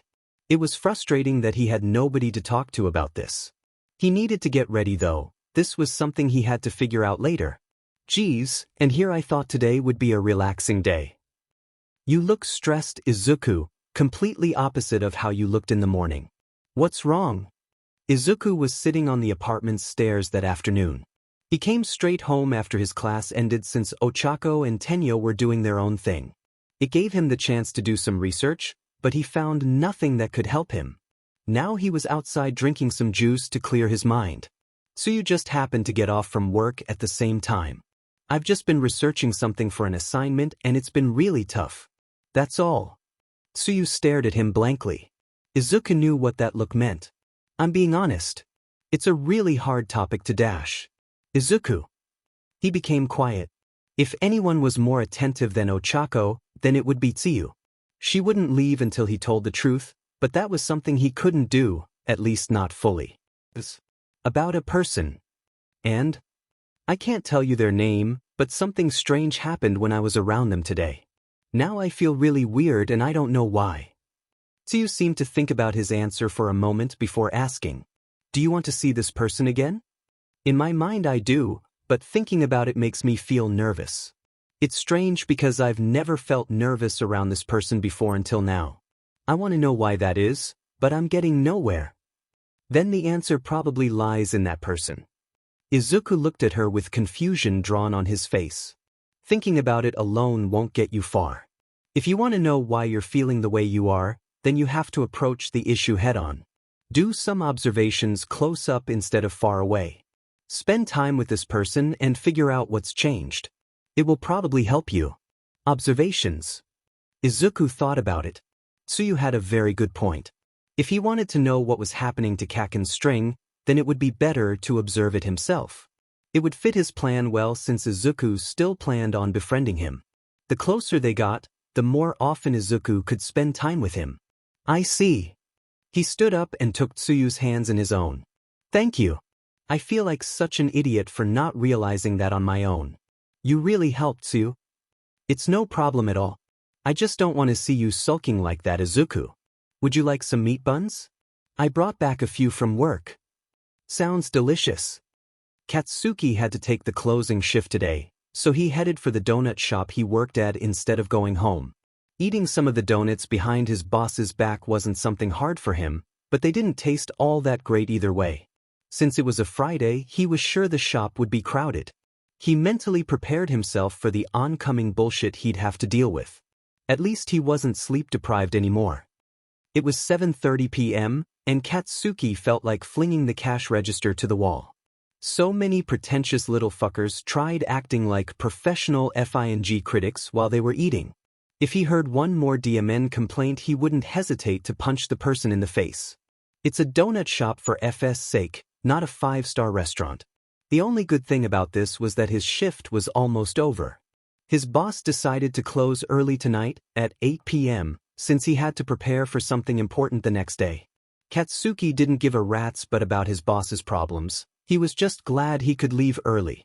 Only half an hour to go, he could manage that at least. The next few minutes were relatively calm since most people were just finishing up their donuts and leaving. But then the door opened, and someone else walked in. Hello again, Kacchan. Izuku walked up to the counter confidently, as if he and Katsuki had been good friends for a long time. What do you want? The shop's closing soon. You're not greeting me with a threat? Don't feel like it right now, but I still can. Don't test me. Okay, then I'll have 2 of whatever you recommend. I'm not recommending anything. Pick whatever you want yourself, useless Deku. Would you like to join me for coffee? The question caught Katsuki off guard, and the few people who were still in the shop started to sneak them glances. Again with that? You should already know what I'm going to say. Besides, why would we get coffee at this hour? I just happen to like coffee a lot. Perhaps it's a small addiction. Izuku laughed quietly to himself. His expression made Katsuki feel strange, just like in the morning. In fact, as soon as Deku walked in, he felt like the air had changed somehow. He briefly wondered if Deku was noticing it too. Hold on, is this why you were asking for my recommendation? So we could both eat something with the coffee? Oh yeah. The pastries they sell there are a little too pricey for me, so I thought getting something from here would do. Katsuki couldn't stop himself from smiling. He tried to hide it by using his hand, but Izuku caught a glimpse of it. His eyes widened, and Katsuki turned away to compose himself again. When he turned back, his face was neutral. I guess you're not as stupid as I thought you were. The donuts here aren't even that good, but they're still 100 times better than what they sell at that FING coffee shop. It was Izuku's turn to a smile. I figured as much, but I still enjoy their coffee nonetheless. Are you sure you don't want to join me? You're inviting me just so you can try to be my friend, right? That's the plan. A really stupid plan. I'm not going to be your friend. Katsuki suddenly went to grab a bag. He put 2 jelly-filled donuts in it and placed it on the counter. $3. I like to eat these the most. Also, my shift ends at 8 p.m. Wait outside. Izuku's eyes flickered up at him. You mean you'll join me? Wow, and here I thought I'd have to put up more of a fight. Katsuki flicked his forehead for the second time that day, and Izuku once again whined about it. Don't get the wrong idea, Deku. I'm doing it for the free coffee since I'm running low on cash. Now pay me and get out. Izuku was more than happy to comply, and handed him the money. When Katsuki reached out for it, the string on his right hand extended towards Izuku. This is when the second shock of the day happened. The string reached Izuku's palm, and he was actually able to feel it on his skin. He gasped a little, which earned him a suspicious look from Katsuki. He pretended to be yawning instead, which seemed to work since Katsuki looked away again. What the heck was happening? Why did the string feel warm? Why was he able to feel it at all? Alright, here's your change. Now leave. Nyah. He walked out of the shop quietly, and Katsuki observed him. His demeanor had changed right at that last minute, and Katsuki picked up on it immediately. He was hiding something, and Katsuki hated that he wanted to find out what it was. There was still 15 minutes left, so he'd have to wait until then to investigate. You look like a hobo sitting on the curb like that. Oh, Kacchan. I didn't realize 15 minutes passed already. Izuku stood up and came to Katsuki eagerly, like a puppy or something. Shall we go then? No shit. I'm not going to stand here like an idiot. Katsuki started walking, and Izuku trailed behind him. Neither of them spoke for the entirety of the walk, but it didn't make everything feel awkward. It was strange how comfortable they felt around each other when they hardly knew a thing about the other. Izuku felt accomplished, but the day wasn't over yet. There was still a chance to have a conversation with Kacchan after all. Maybe he could learn more about him. Maybe he was one step closer to being his friend already. Perhaps today was a good day after all. Having a conversation with Katsuki was a lot harder than Izuku had expected. Every time he asked a question, the blonde would either ignore it or reply with a simple one-word answer. Do you play any sports? I play basketball every once in a while. No. Oh, okay. Both of them were almost done with their drinks at this point. Izuku couldn't help but feel this wasn't a good idea after all. Do you have any hobbies or anything? The silence was expected, but Izuku continued. Well, I personally like to read and collect comic books. I know it's nerdy, but I really enjoy stories about superheroes. Their powers are just so cool, you know? He paused. Powers? Izuku glanced over at Katsuki's moving thread. It seemed to draw towards him little by little before suddenly being pushed back some unknown force. His ability to see it was kind of like a superpower already, but Izuku never considered it as such. It was not as if he could use it to save anybody's life. He wasn't expecting a response, so Izuku was really caught off guard when Katsuki put his coffee down and finally spoke up. Having superpowers sounds like a pain if you ask me. It was the first time Katsuki actually seemed interested in a topic, and much to his delight, he even prompted Izuku to respond. And why do you say that? Isn't it obvious? If someone actually had superpowers, then it would also be accompanied by a shitload of expectations. If there's ever trouble, everyone will just look at the hero to save the day. Then, everyone's FNG problems suddenly become theirs. Well, I guess you have a point. But don't you think it's expected of a hero to carry a bigger responsibility than others? They have their powers for a reason after all. If I had powers, that doesn't mean I'm obligated to use them for anyone, not even myself. Why the hell do you think we have police? People already have a way to deal with their problems, and if they aren't able to, then too bad for them. Izuku furrowed his eyebrows. You're really pessimistic about this, Kacchan. You're the one who asked for my opinion. I know, but you could at least try to be positive. Do you even like superhero comics? I used to when I was a kid until I realized how stupid they were. Though, I still watch some of the movies when I'm bored. Katsuki checked the time on his phone. Only half an hour had passed, yet he felt as if they were sitting there for hours.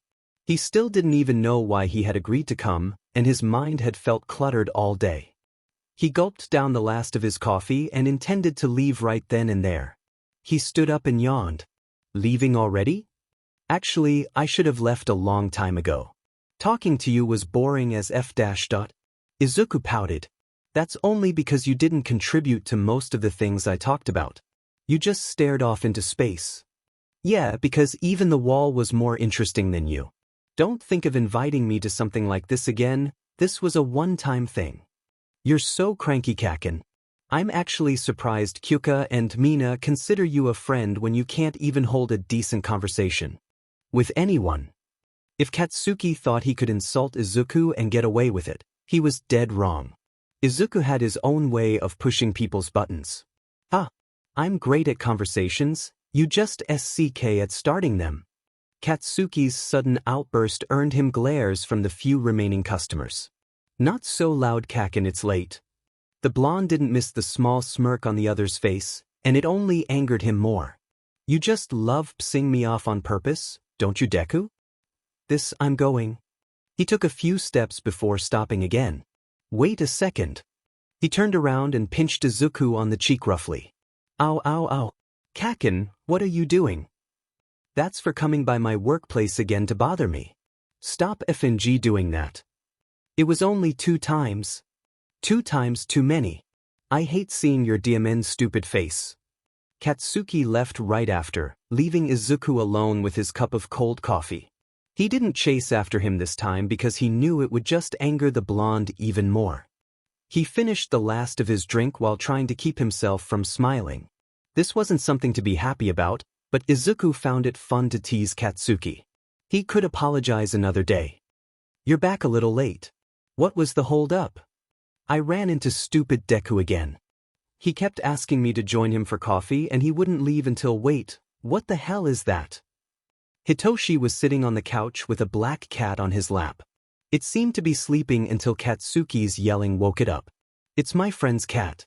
I'm taking care of it while he's away on a business trip. And you agreed to it without asking me first? If I remember correctly, you aren't allergic to cats, so this shouldn't be a problem. Unfing believable. So how was your date with Izuku? It wasn't a date. Oh really?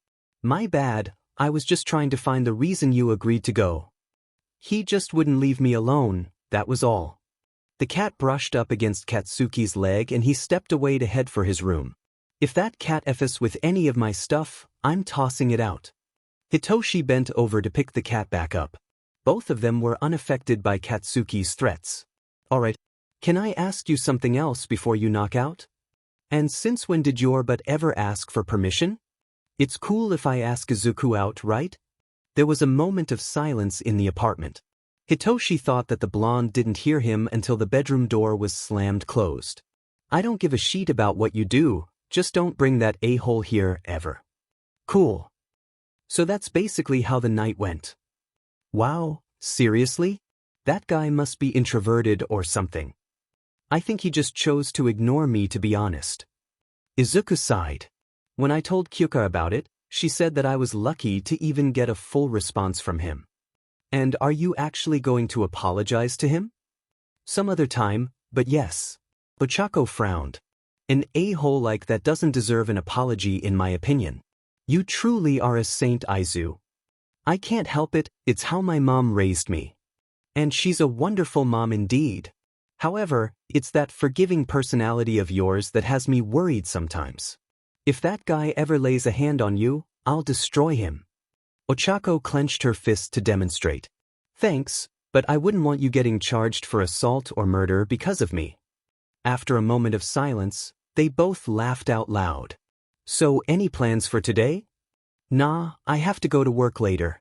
Tenya also asked me to buy a few things for him while I was there. He's always cooped up indoors, isn't he?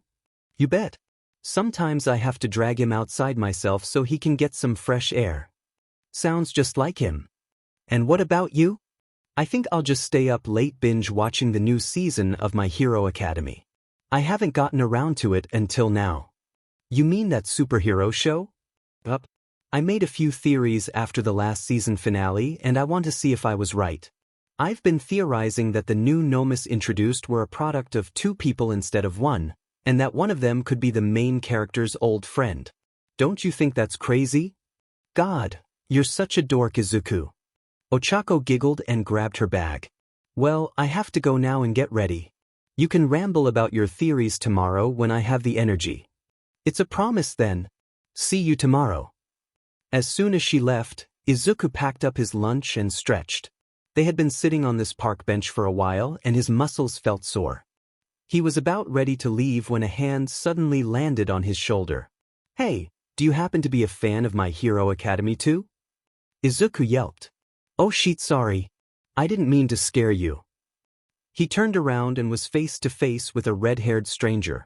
To his relief, the guy was dressed casually and didn't look shady at all. He even took a step back to give Izuku some space and brought his hands up as a kind of surrender. Sorry, I just kind of overheard you and your friend as I was passing by. Were you talking about My Hero Academy by any chance? Yeah. Why do you ask? The stranger rubbed the back of his neck awkwardly. Well, I'm just a huge fan of the show and I got excited when I thought you watched it too. I don't have many friends who are into it like me since they think it's childish. Well, I don't think it's childish at all. Are you caught up with it? Not yet. I still need to watch the new season. Izuku's eyes sparkled. The cliffhanger last season was really surprising, wasn't it? I never thought All for One would just win, and now the main character doesn't have his quirk anymore. The stranger immediately smiled. Yeah. I never saw it coming and I've been racking my brain trying to figure out what's going to happen next. I have no idea how he's going to recover from that. I made a few theories about it myself, and I have a strong feeling that one of them could be true. Really? Can I hear it? Both of them were getting excited now. Sure. I've been wanting to tell someone anyway. He paused briefly. What's your name, by the way? My name is Iger. Nice to meet you, Dada. Izuku. Alright, nice to meet you, Izuku. Iger took a seat on the bench and Izuku put his things down again. He could tell this was going to take a while, and it made him feel giddy. Ding, that's some deep stuff. I never even thought about it that way before. Yeah, I'd say the symbolism is very subtle, but once you notice it you can never watch the show the same way anymore. Igeru's cell phone rang. Oh, can you give me a minute? Sure. Hey babe, what's up? Izuku looked up at the sky and noticed the sun was already setting. They must have been talking for a few hours now. He was grateful he didn't have to work on Sundays, because then he could binge watch the new season tonight and sleep in tomorrow. We've been sitting here for a while, haven't we? Igeru was putting his phone away and stood up. My boyfriend just called me. Apparently it's my turn to make dinner. He sounded a little mad too, so I'm going to go home and hug the crap out of him until he forgives me. Izuku laughs. Good luck then. Maybe we can talk about My Hero Academy some other time. Definitely. Are you going to be here tomorrow? Maybe, if I have the energy to get out of bed. But I walk by here all the time on the weekdays. Cool, then I'll see you around, Izuku. When he ran off, Izuku finally noticed he was wearing Crocs. He cringed a bit, but it also made him smile a little. They surprisingly suited him. Katsuki was set off again. It's not like it was rare or anything, but it was astounding how easily Hitoshi was able to get him mad. His roommate's question from last night was stuck in his head, and no matter how hard he tried, he couldn't shake off the thought. Hitoshi and Deku? F-I-N-G disgusting. If those two ever started dating, then Katsuki would move out in a heartbeat. He just barely finished his shift that afternoon and was taking a shortcut through the park when he heard a familiar laugh. Oh great, just his luck. Up ahead he could see Deku talking to some girl on a bench. The sight just irked him even more and he turned around before either of them could notice. Hey Katsuki, is something wrong? Kyuko was walking towards him casually with a bag hung over her shoulder. She must have spotted him suddenly turning back. F off and mind your own damn business. Wow, you're in a more foul mood than usual. Did you get into a fight with someone? And what if I did? It doesn't FNG concern you. Does it have to do with Hitoshi again? Or maybe Izuku? He immediately glared at her while Kyuka just raised an eyebrow. Oh, so it's both then. Whatever. Why the hell are you here anyway? I bought some CDs and vinyl records at the record shop and was on my to Fumicage's place until I saw you. Now do you mind telling me what happened? Since when the hell were you so nosy? You should know by now that I hate people like that. I'm not being nosy. Hitoshi and Izuku are my friends and I don't want you antagonizing them for some stupid reason. Katsuki paused. Ding, he always hated how Kyuka made him feel stupid sometimes. He was getting angry over a question for FS sake. He sighed and his shoulders visibly relaxed. I'm going. He left without saying another word. Kyuka just watched him go. Whatever bothered him seemed to die down. There was no reason to pry any further, but she pulled out her phone anyway and sent Hitoshi a text. What did you do to piss him off this time? She got a reply just 2 minutes later. I just asked him if he was cool if I asked Izuku out. Kyuka face-bombed. Why TF would you ask him that? Mostly to see his reaction. He's been changing little by little ever since he's met Izuku and I want to know why. Also, I think Izuku is cute and I wouldn't mind asking him out for real. She looked at the message incredulously and smiled. You're a crazy bestiardi Hitoshi. Only you would be able to get away with that. We'll see. Katsuki's self-control is bound to disappear eventually, but I find it fun to push his boundaries. He'll kill you one day, you know.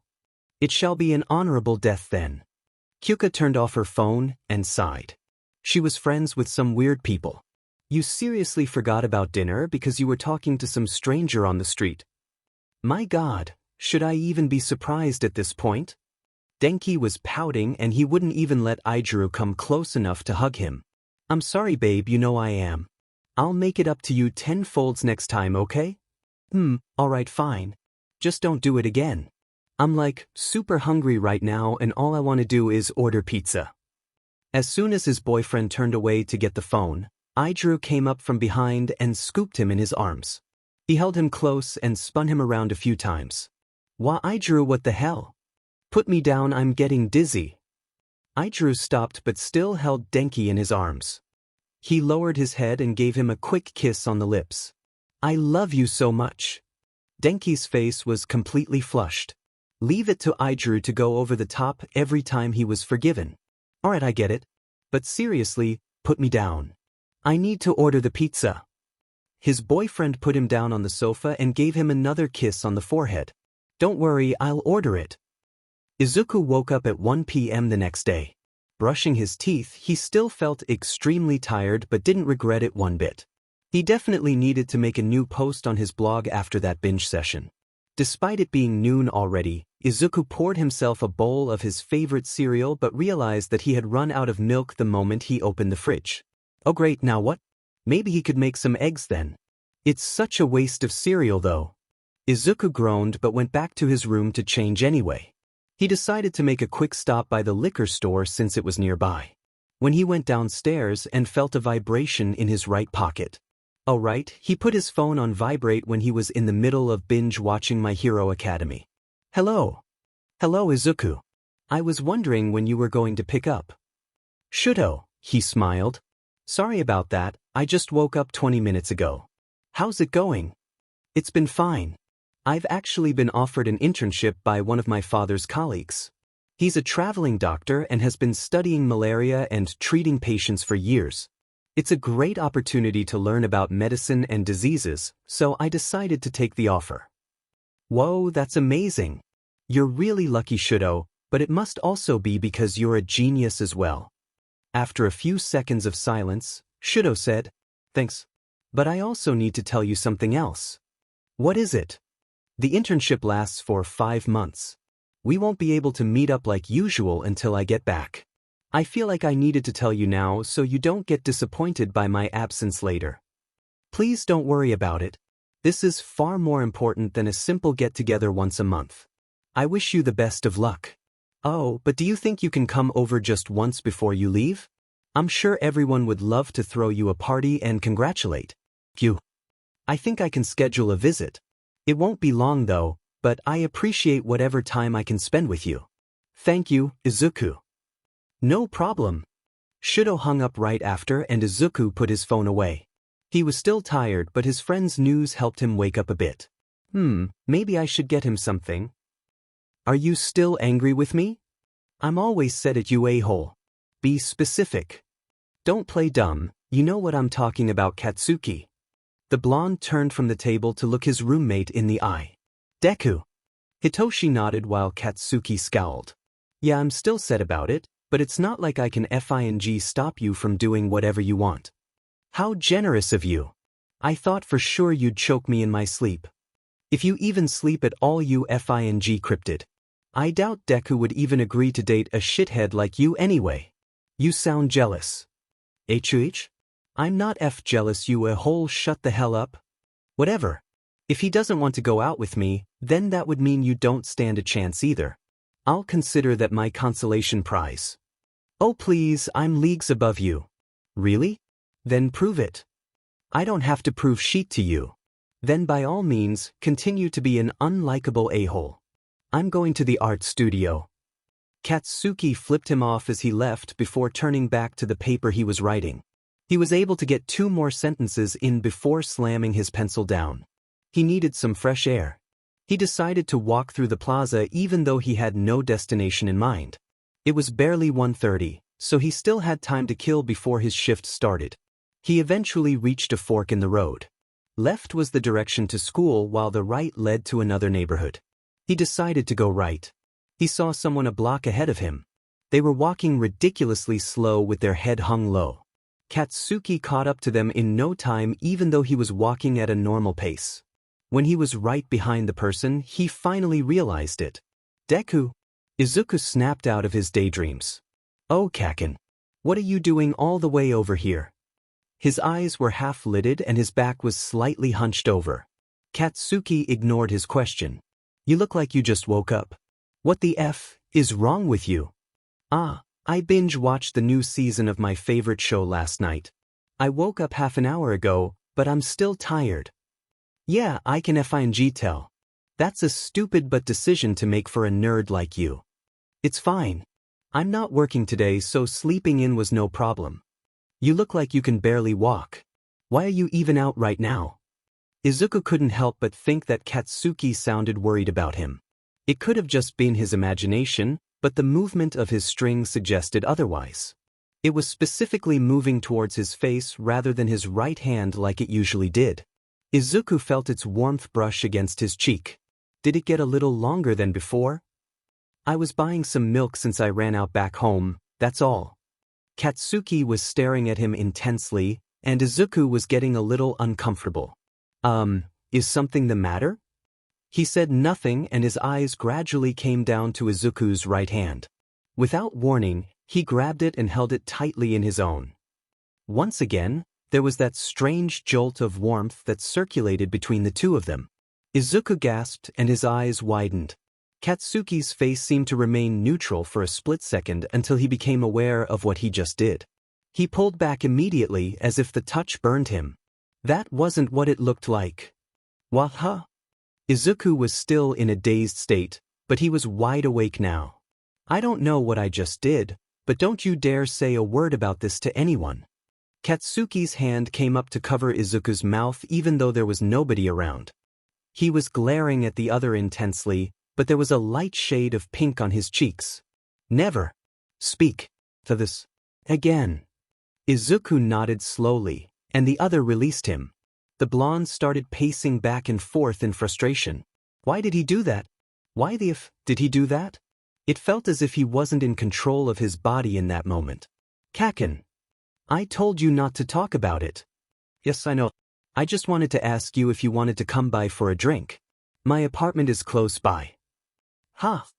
It's pretty warm out and well, you're kind of sweating a lot.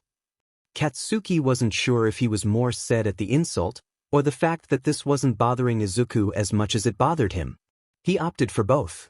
I'm not sweating a hole, even though he very much was. Well, whatever you say. I should really head back before my milk gets warm. Are you going to join me? And why the hell are you inviting me all of a sudden? The answer is no. All right then. Katsuki was dumbfounded at how easily he was able to brush Izuku off. The other was usually more persistent than this. But what he wasn't aware of was that Izuku was having a little crisis of his own. He was trying to go home, he really was, but Katsuki's string was wrapped around his wrist and it wouldn't loosen. Unlike other strings, it refused to stretch, leaving Izuku trapped within a certain radius. He tried pulling as discreetly as he could, but neither he nor Katsuki budged. Whenever the blonde take a few steps away, Izuku would take a few steps backward. This was quite the predicament. I was expecting you to pester me more than that, you damn nerd. Tired of being around me already? You don't look to be in a good mood, so I thought you wanted some time alone. The string was pulling tighter. Right, I'm not in a good mood. I could actually go for a beer or something. You have some, right? I think I have a few. The string loosened. Good. Then lead the way. Izuku didn't know what was happening, but he was sure Katsuki's emotions were triggering something in his string. He needed to figure it out quickly before this became very awkward. They reached the apartment within a few minutes, and Izuku hastily got his keys out. This wasn't the first time he had others over at his apartment, but something about Katsuki made this whole situation feel kind of strange. He was almost done with the second lock until the door next to him suddenly opened. Oh crap. It was Azui. She had a trash bag in her hand, but she stopped abruptly when she saw the two of them in front of her. Izuku was all too familiar with that stare. Great, now he'll have to deal with an interrogation later. He finally got his door open and practically pushed Katsuki inside. He smiled at Azui and quietly whispered, "Please don't get the wrong idea. He's just a new friend." Just a friend? Izuku closed his door before he could give an answer. Nope, not dealing with that right now. Meanwhile, Katsuki stood a few feet away from him and eyed him suspiciously. Who the hell was that? Just my neighbor Azui, don't mind her. Come on, I'll show you where the beer is. You know, I'm actually surprised you drink. Katsuki looked away. The truth is, he didn't like beer at all. He just felt like he needed some excuse to come here. His mind was a mess. Did he want something from Izuku? Was he just said that Izuku was ready to leave him alone in a heartbeat? Well, whatever he was feeling, Katsuki didn't like it. It felt too close to loneliness. I only drink occasionally. I'm more surprised by the fact that you actually own beer. Izuku handed him a can. Actually, these were given to me by Mina last week. She said I should loosen up some more, but I'm not a drinker. Then why the hell did you accept them? It just felt rude not to. Besides, I was thinking of saving these for some kind of special occasion. Whatever. You probably can't handle alcohol anyway. Just dump them in the sink.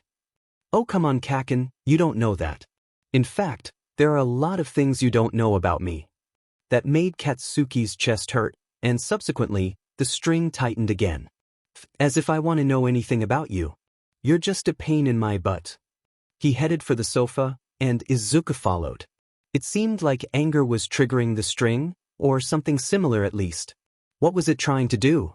The best Izuku could think of was that it was trying to connect to him, but since he had no string, it went for the wrist instead. How strange. I'm not Kacchan's soulmate, so this shouldn't be happening. Suddenly, the string was repelled and Katsuki became tense. Izuku wasn't sure what he just did, but at least his wrist was free. He stretched it for a few moments before he saw the string approach again. It was very persistent, but then Izuku got an idea. Perhaps the string responded to his thoughts. Stop it. Stop trying to connect with me. Kacchan's soulmate is someone else, and I'll help him find them no matter what. The string backed off farther now, and it stayed there. Soulmate. And then it fell, along with Katsuki's beer can. Oh God, Kacchan, get up. Your pants are all wet. But Katsuki stayed unresponsive for a few seconds. He only snapped out of it when Izuku pulled him up from the sofa. "Come on, Kacchan, I have towels in the bathroom that you can use." Something was wrong. Something felt wrong. It felt like Katsuki was suddenly punched in the gut, really hard. When he looked down at Izuku, his chest felt like it was on fire. He felt angry, frustrated. So he pulled away before Izuku could hand him a towel. "I'm leaving." "What? But your clothes are wet, Kacchan, you have to dry them first." He leaned in to put the towel on Katsuki's shirt. "Don't you dare touch me." He ran out of there as fast as he could, and all Izuku could do was watch him go. Did he do something he shouldn't have? Hitoshi was in the kitchen making lunch when he suddenly heard loud knocks on the door. He looked through the peephole and saw Katsuki standing there with his head down. A sheet, he came back sooner than he thought. Did he already know Hitoshi was lying when he said he was going to the art studio? He must have if he was knocking instead of using his own keys. Hitoshi opened the door carefully. "Hey man, good timing. I came back early and..." Katsuki ran past him and headed for the restroom. Okay, not the response he was expecting. He walked over to the restroom door and put his ear against it. F dash F dash F dash. Ooh shit. Something really bad must have happened. "You okay in there, buddy?" "Go away, a-hole. I'm not talking to you." That didn't sound like normal, set off Katsuki. He sounded a bit more hurt. "Alright, I'll leave you some lunch in the fridge." The blonde didn't respond, so Hitoshi just backed off. It was the least he could do. Meanwhile, Katsuki continued to splash water on his face. He shouldn't be feeling this way, he shouldn't, but goddamn did his chest hurt. It hadn't hurt like this since he found out that BSTRD was cheating on him. Back then he knew it was heartbreak, but that wouldn't make sense right now unless... Unless he was in love with Izuku. It was late at night, and Katsuki laid in bed staring blankly at the ceiling. "In love with Deku. I'm in love with Deku. I'm in love with..." No FING way. There was no F way. He quickly turned around and yelled into his pillow. Why Deku of all people? This was ridiculous. Katsuki could have sworn he hated that BSTRD just last week. But no matter what he wanted to believe, he couldn't ignore the pain in the chest whenever he thought about him. Nerdy Deku, good-for-nothing Deku. Why did he feel so rejected by him back there? He didn't even say anything until Katsuki dropped his drink, but something felt off even before that. That BSTRD is hiding something and I know it. He's going to pay for whatever the hell he did to me. And then he just ran off before his clothes were dry. Can you believe that? I can only imagine how many people saw him before he reached his apartment. Izuku sipped on his coffee briefly before setting it down on the stairs again. Tsuyu sat next to him while he talked about yesterday's events. I just don't know what got into him. Maybe he forgot something important back home. Maybe, or you could have just provoked him. You told me before that he has quite a temper. Yeah, but I didn't do anything besides sit next to him. I wasn't even in his personal space. I think he just hates being near me. If that were true, then he wouldn't have come here to begin with. I think Katsuki does like you, Izuku, at least to a certain extent, but you must have angered him somehow. Are you sure you didn't do anything? Tsuyu was giving him that stare again, the one that probed his face for any shifts and reactions. Keeping a poker face was really difficult in front of her, but Izuku kept at it. What else could he say? That he denied Katsuki's string without realizing it affected him emotionally as well? Ridiculous. I'm telling you the truth, Tsu, I didn't do anything else. She observed him for a few more moments before standing up. Alright then, I believe you. This Katsuki guy is a strange one indeed. I'd like to meet him properly one day if you don't mind. I'd be glad to introduce you as soon as I find out. What's wrong with him? Izuku chuckled. I don't even know if he wants to see me again after yesterday. I'm sure he will. Something tells me you two will see each other more often than you expect. Izuku stood up and gave her a questioning look. Why do you say that? Just a hunch. You should head to campus now, Izuku. The Chaco and Tenya are probably waiting for you already. He checked his phone. Oh geez, you're right. He grabbed his backpack. See you later, Tsu. I'll pick up some mochi on my way back so we can share. She waved him goodbye. When he was out of sight, she remained on the stairs thinking for a minute. Bakugo Katsuki, was it? Even though she couldn't recall his face, she was sure that she had heard his name somewhere before. Maybe I'm just imagining things. Izuku dashed through the neighborhood and headed straight for the campus. He wasn't late or anything, but he had planned on having breakfast with Ochako and Tenya today. They only did this on Mondays when all three of them had a morning class, so he didn't want to miss it. But as he was reaching the end of the block, someone else appeared from the corner. He couldn't stop himself in time, and they both collided and fell to the ground painfully. Izuku's head was throbbing and he remained still to regain his composure until he realized the other person was still under him. He backed off immediately, which probably wasn't a good idea since he ended up falling over again. He decided to just sit on the ground instead. I'm so sorry, I didn't see you there. Are you all right? I'm fine, but you have a really hard skull, Izuku. It almost felt like my chest was hit with a bat. Shudo. His friend stood up and brushed himself off. He offered Izuku a hand, which he gladly accepted. I didn't know you'd come by today.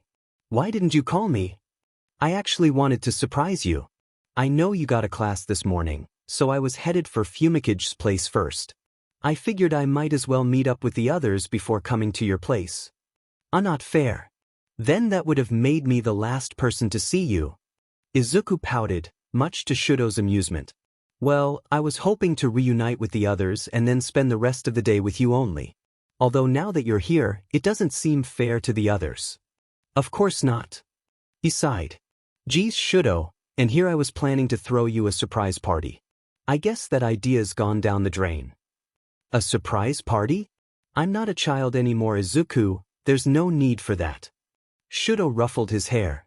I appreciate the sentiment though. Well, I wanted to congratulate you somehow. Then an idea popped in his head.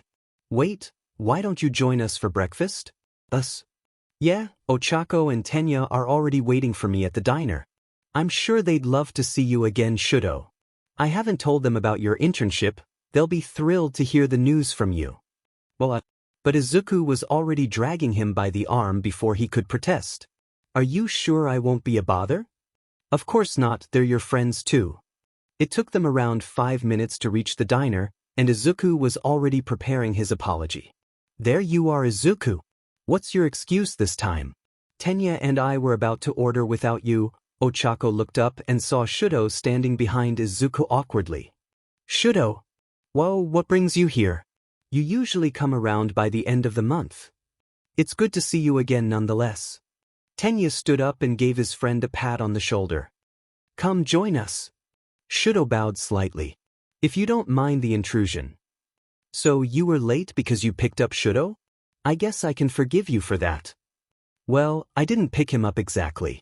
I just happened to run into him, literally. Yes, and it was quite a collision too. You serious? That's hilarious, Ochako laughed. I'm surprised you didn't give yourself a concussion. Trust me, I was about to. This made them all burst out laughing. They were only able to stop themselves when the waiter came by to ask for their order.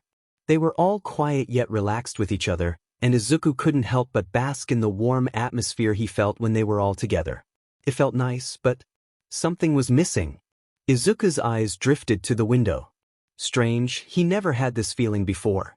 It took him a second until he realized what was wrong. Kacchan. He said it as a whisper, but Shudo was still able to hear him. Kacchan? Who is that? Izuku realized his mistake immediately and put a hand over his mouth. Ochako, however, was quick to pick up the topic. That's a silly nickname Izuku gave to one of his newest friends. His real name is Katsuki, and he's quite hot-headed. Newest friend? I see. You haven't told me about him yet, Izuku. What's he like? It really isn't important right now. I wouldn't even call us friends really, more like acquaintances. Ooh, what's this? Izuku is flustered. Did something happen between you two again? Again? Shudo lifted an eyebrow. Nothing happened, Ochako, we just ran into each other yesterday. Did that brute do something to you? No, Tenya, calm down. Let's just enjoy our breakfast, guys. I already see the waiter coming with our food. He gave a pleading look to Ochako, one that clearly said, "Can you please just drop this?" His expression caught her off guard, and she immediately felt guilty. She smiled and slightly nodded her head. Izuku sighed. Thank goodness. They spent the rest of the morning eating their food while Shudo talked in more detail about his internship. Tenya insisted on paying for his meal to congratulate him, and Shudo eventually gave in. They all went their separate ways afterwards. Shudo, of course, accompanied Izuku. What a great breakfast. I think that was the best one we've had yet. I'm glad. Being with you guys is always nice since all I do is study nowadays. Izuku patted him on the back. We'll always be here when you need us, Shudo. Don't push yourself too hard, okay? Of course. My next class lasts for 2 hours, so feel free to visit the others while I'm gone. I'll head straight back home to wait for you. You intend on buying me a present within that time, aren't you? Well, Shudo was always good at seeing right through him. That was why planning surprises were always difficult. He was too much of a perceptive guy, but Izuku couldn't blame him for it. I told you before, gifts aren't necessary. I'd rather just spend some time with you and the others. I know. I just think I'm not that interesting to be. I'm pretty boring when I'm not talking about my comic books or shows, but if you're okay with that. Don't say that, Izuku. I don't think you're boring at all. In fact, I enjoy hearing you talk about your hobbies. I may not really understand them, but the way you speak so passionately about them is quite admirable. Ochako just calls it fanboying, but thanks, Shudo. That means a lot to me. There was a light blush on his cheeks, and Izuku turned away before Shudo noticed. Well, my class is right there. I'll see you later then. Yeah, see you later. You're up surprisingly early. Shut up, a-hole, I have a class today. Hitoshi reached across the table and offered Katsuki a small white bag. The hell's that? A bagel, I bought 2 earlier. Do you not want it? Katsuki said nothing but snatched the bag from his hands. I got you a cup of coffee too. It's on the counter over there. No cream. No cream. He walked over and snatched the cup too. He took a small sip and sighed. Thanks. Hitoshi held back a smile. No problem. I'm heading out now. He left right after having finished his own coffee, leaving Katsuki alone in silence. Well, almost silence. As he sat down on the couch, the cat they were temporarily taking care of jumped onto his lap. What did Hitoshi say his name was again? Oyakura. What an uncreative name. Katsuki absent-mindedly petted the cat while he continued eating his bagel. What will he do today? Sure, he had a class in the morning and a shift in the evening, but what about the afternoon? He could probably stay in and study, or get dragged into one of Mina's stupid ideas. That was how it was before, right? Before he met Deku. Ugh, I don't want to see him anymore, but it feels wrong just pretending he never existed. The cat meowed, seemingly in response. Katsuki laughed bitterly. What the hell am I doing? I'm talking to a cat for F's sake. He moved the cat off of him. I said I would get to the bottom of this, and I will. That's right, he needed to confirm these feelings. He needed to see him again. I hope you're FNG prepared for this, Deku. 2.5 hours had passed already. Shudo really needed to keep track of the time. He speed-walked towards Izuku's apartment and sent him a text. Hopefully he hasn't been waiting for too long.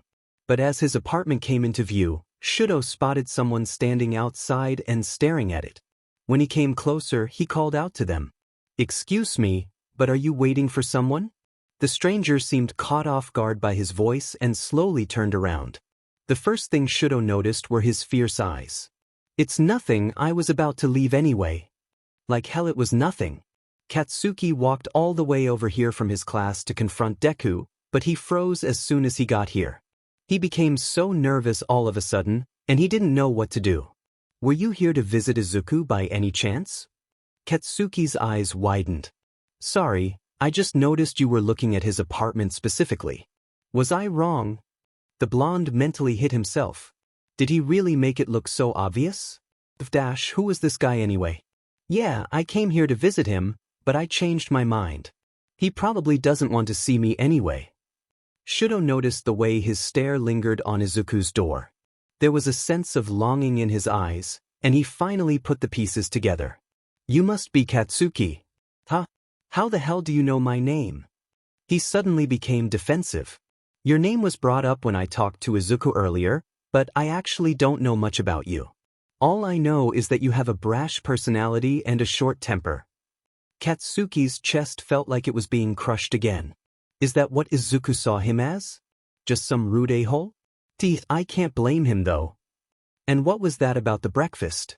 Katsuki briefly recalled Izuku talking about two of his closest friends when they were at the coffee shop, but he had never once mentioned this guy. Was he special or something? Something akin to jealousy and possessiveness welled inside him. And who are you to Deku? Deku? Is that the nickname you gave him? It's quite insulting, but I don't really know the full scope of your relationship, so I guess I'll overlook it. Answer the question. Katsuki was fuming, but Shudo remained calm as usual. I'm his friend, just as you are. The blonde seemed to relax at that, but Shudo could still see some kind of sadness in his eyes. Izuku had stated that they ran into each other yesterday, so perhaps something happened.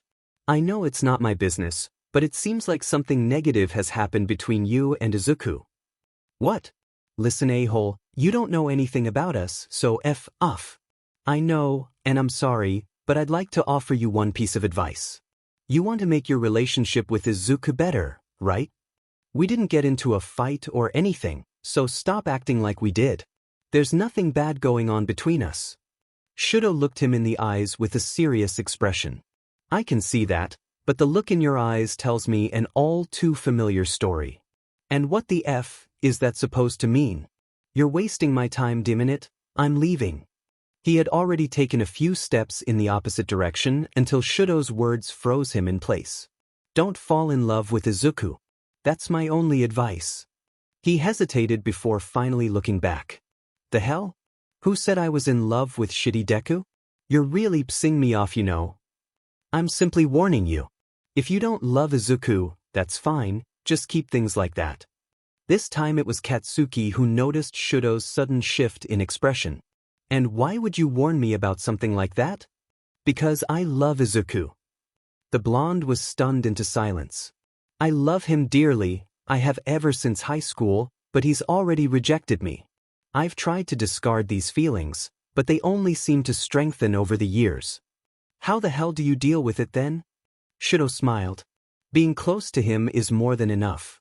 Since I've been with him for so long, I've learned that Izuku has closed off his heart to others. I don't know why, and I think I never will, but I've accepted it now. That alone makes these feelings easier to bear. Bullshit. How does knowing Deku will never love you back make you feel better? Shouldn't that make you feel awful? Guilty? Pathetic? Katsuki walked over and yanked Shudo up by his collar. Don't you ever feel alone knowing the one and only person you love will never be with you? His hands were shaking and Shudo was shocked by his sudden outburst. Katsuki released him moments after and stepped back to calm himself down. Shudo adjusted his collar and studied the blonde for a minute. You love him too, don't you? Katsuki said nothing. I guess my advice was worthless then. I'm sorry once again. I didn't want anyone else to suffer the same thing as me, but it looks like you're already going through it. You're wrong. Huh. You said Deku closed his heart off, but I think that's a load of bullshit. Shudo frowned. You'll only hurt yourself with that kind of mindset. Just watch me then. I ain't losing to you, half at half. Whether you like it or not, Deku's going to be mine. Katsuki walked away after Shudo made it obvious he had nothing else to say. As soon as he was gone, Shudo sighed. He's declared a war he has no chance of winning. I guess he'll just have to learn the truth the hard way. Izuku's apartment door promptly opened. There you are, Shudo. Have you just been standing there? Get up here already, dummy. Izuku's smile was radiant indeed, and although he shone so brightly, Shudo couldn't look away. I love him so much. Surely, he would go blind one day, but it was a small price to pay to stay by his side. Shudo thought back to Katsuki. Poor Katsuki. Izuku would surely burn him alive. Kyuka! The girl almost dropped her guitar in surprise as Katsuki ran to her from across the grass looking like a charging bull. Kyuka reflexively moved her guitar out of the way.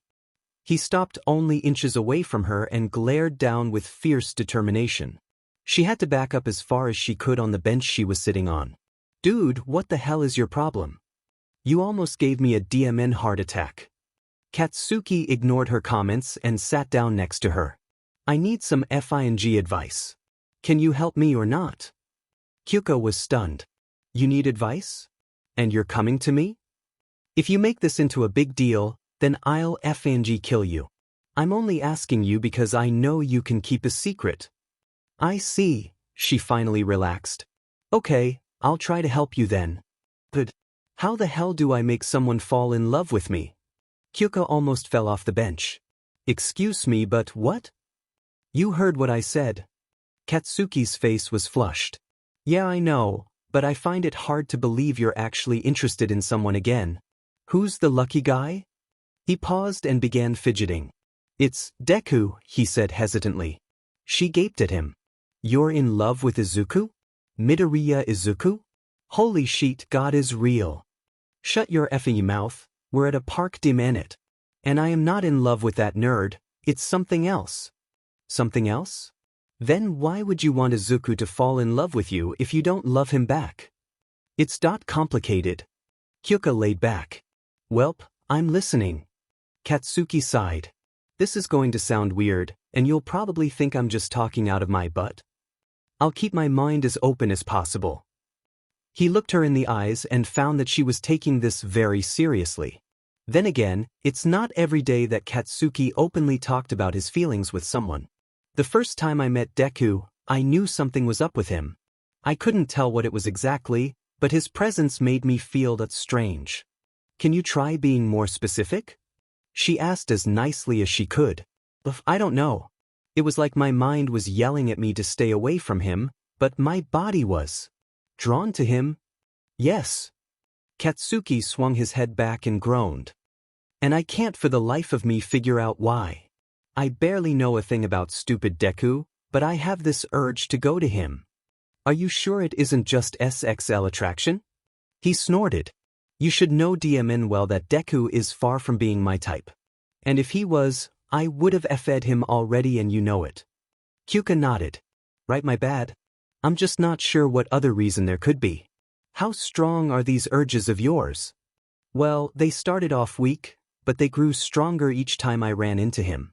It scared the shit out of me, so I tried pushing him away every time. Yesterday was probably the strongest I've had them, but that same day it felt like they just disappeared into thin air. What happened yesterday? I was at Deku's place drinking a beer, but at some point I suddenly felt like I was suffocating. I couldn't look the nerd in the face anymore and just ran out of there.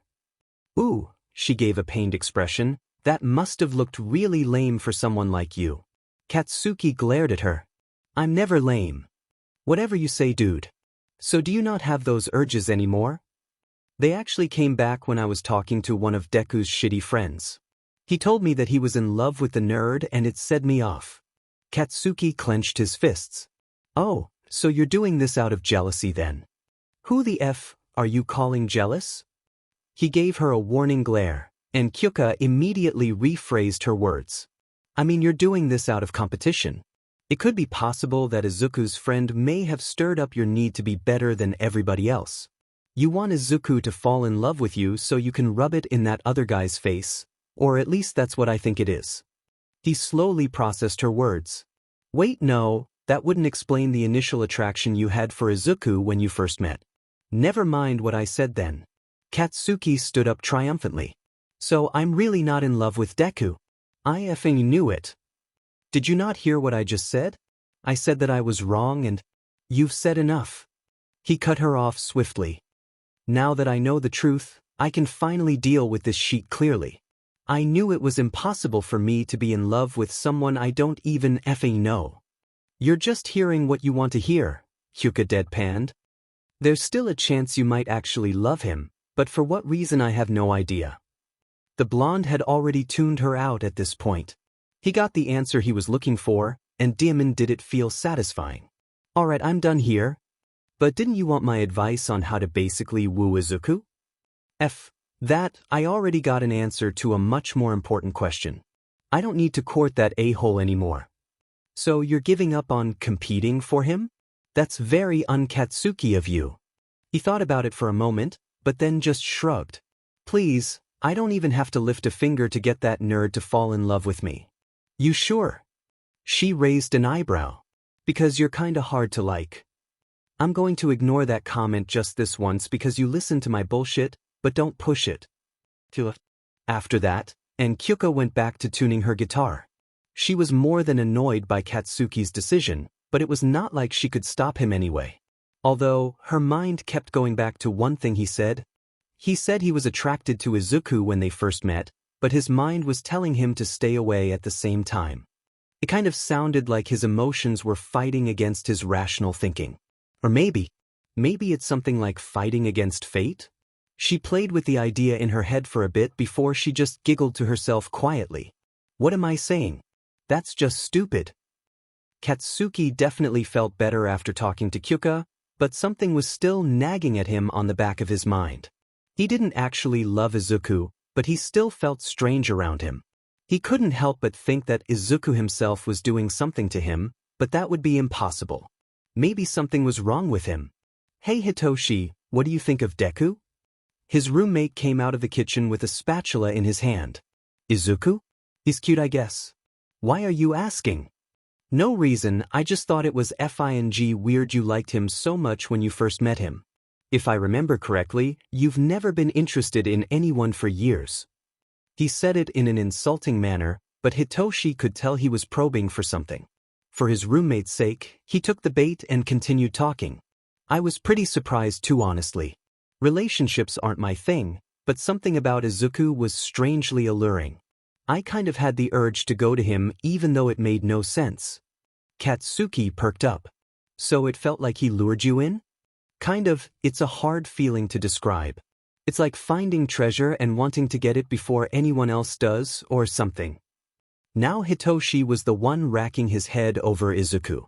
His reactions were so shockingly similar to Katsuki's that the blonde knew something was going on. Whatever, you shouldn't be overthinking with that small brain of yours anyway. Just forget about it. The whole, Hitoshi muttered. I thought for sure Izuku would at least teach you some basic manners.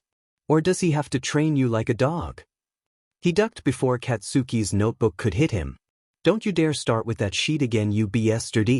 Just shut up and go back to cooking. What a tyrant. Katsuki simply flipped him off as he went to pick up his notebook.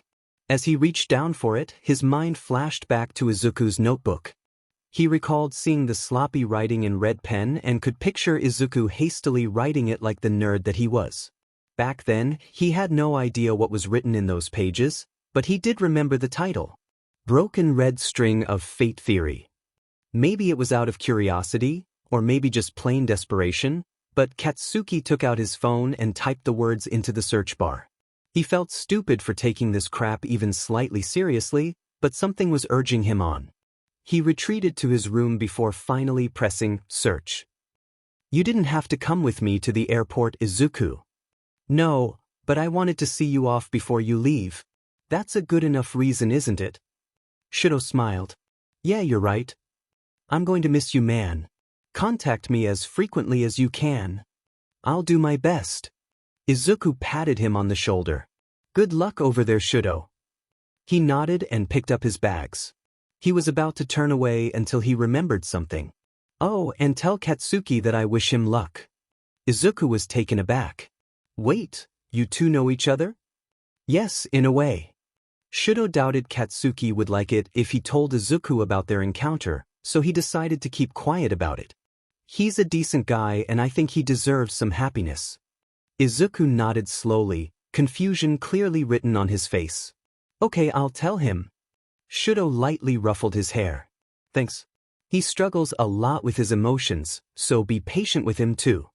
Izuku didn't know what Shido was trying to imply by that. He was obviously referencing something from a previous encounter with Katsuki, but he was purposefully keeping Izuku in the dark about it. What's that supposed to mean? Sorry, can't say. But perhaps one day Katsuki will tell you himself. I have to go now. Shudo shut down the topic swiftly and bowed before finally walking away.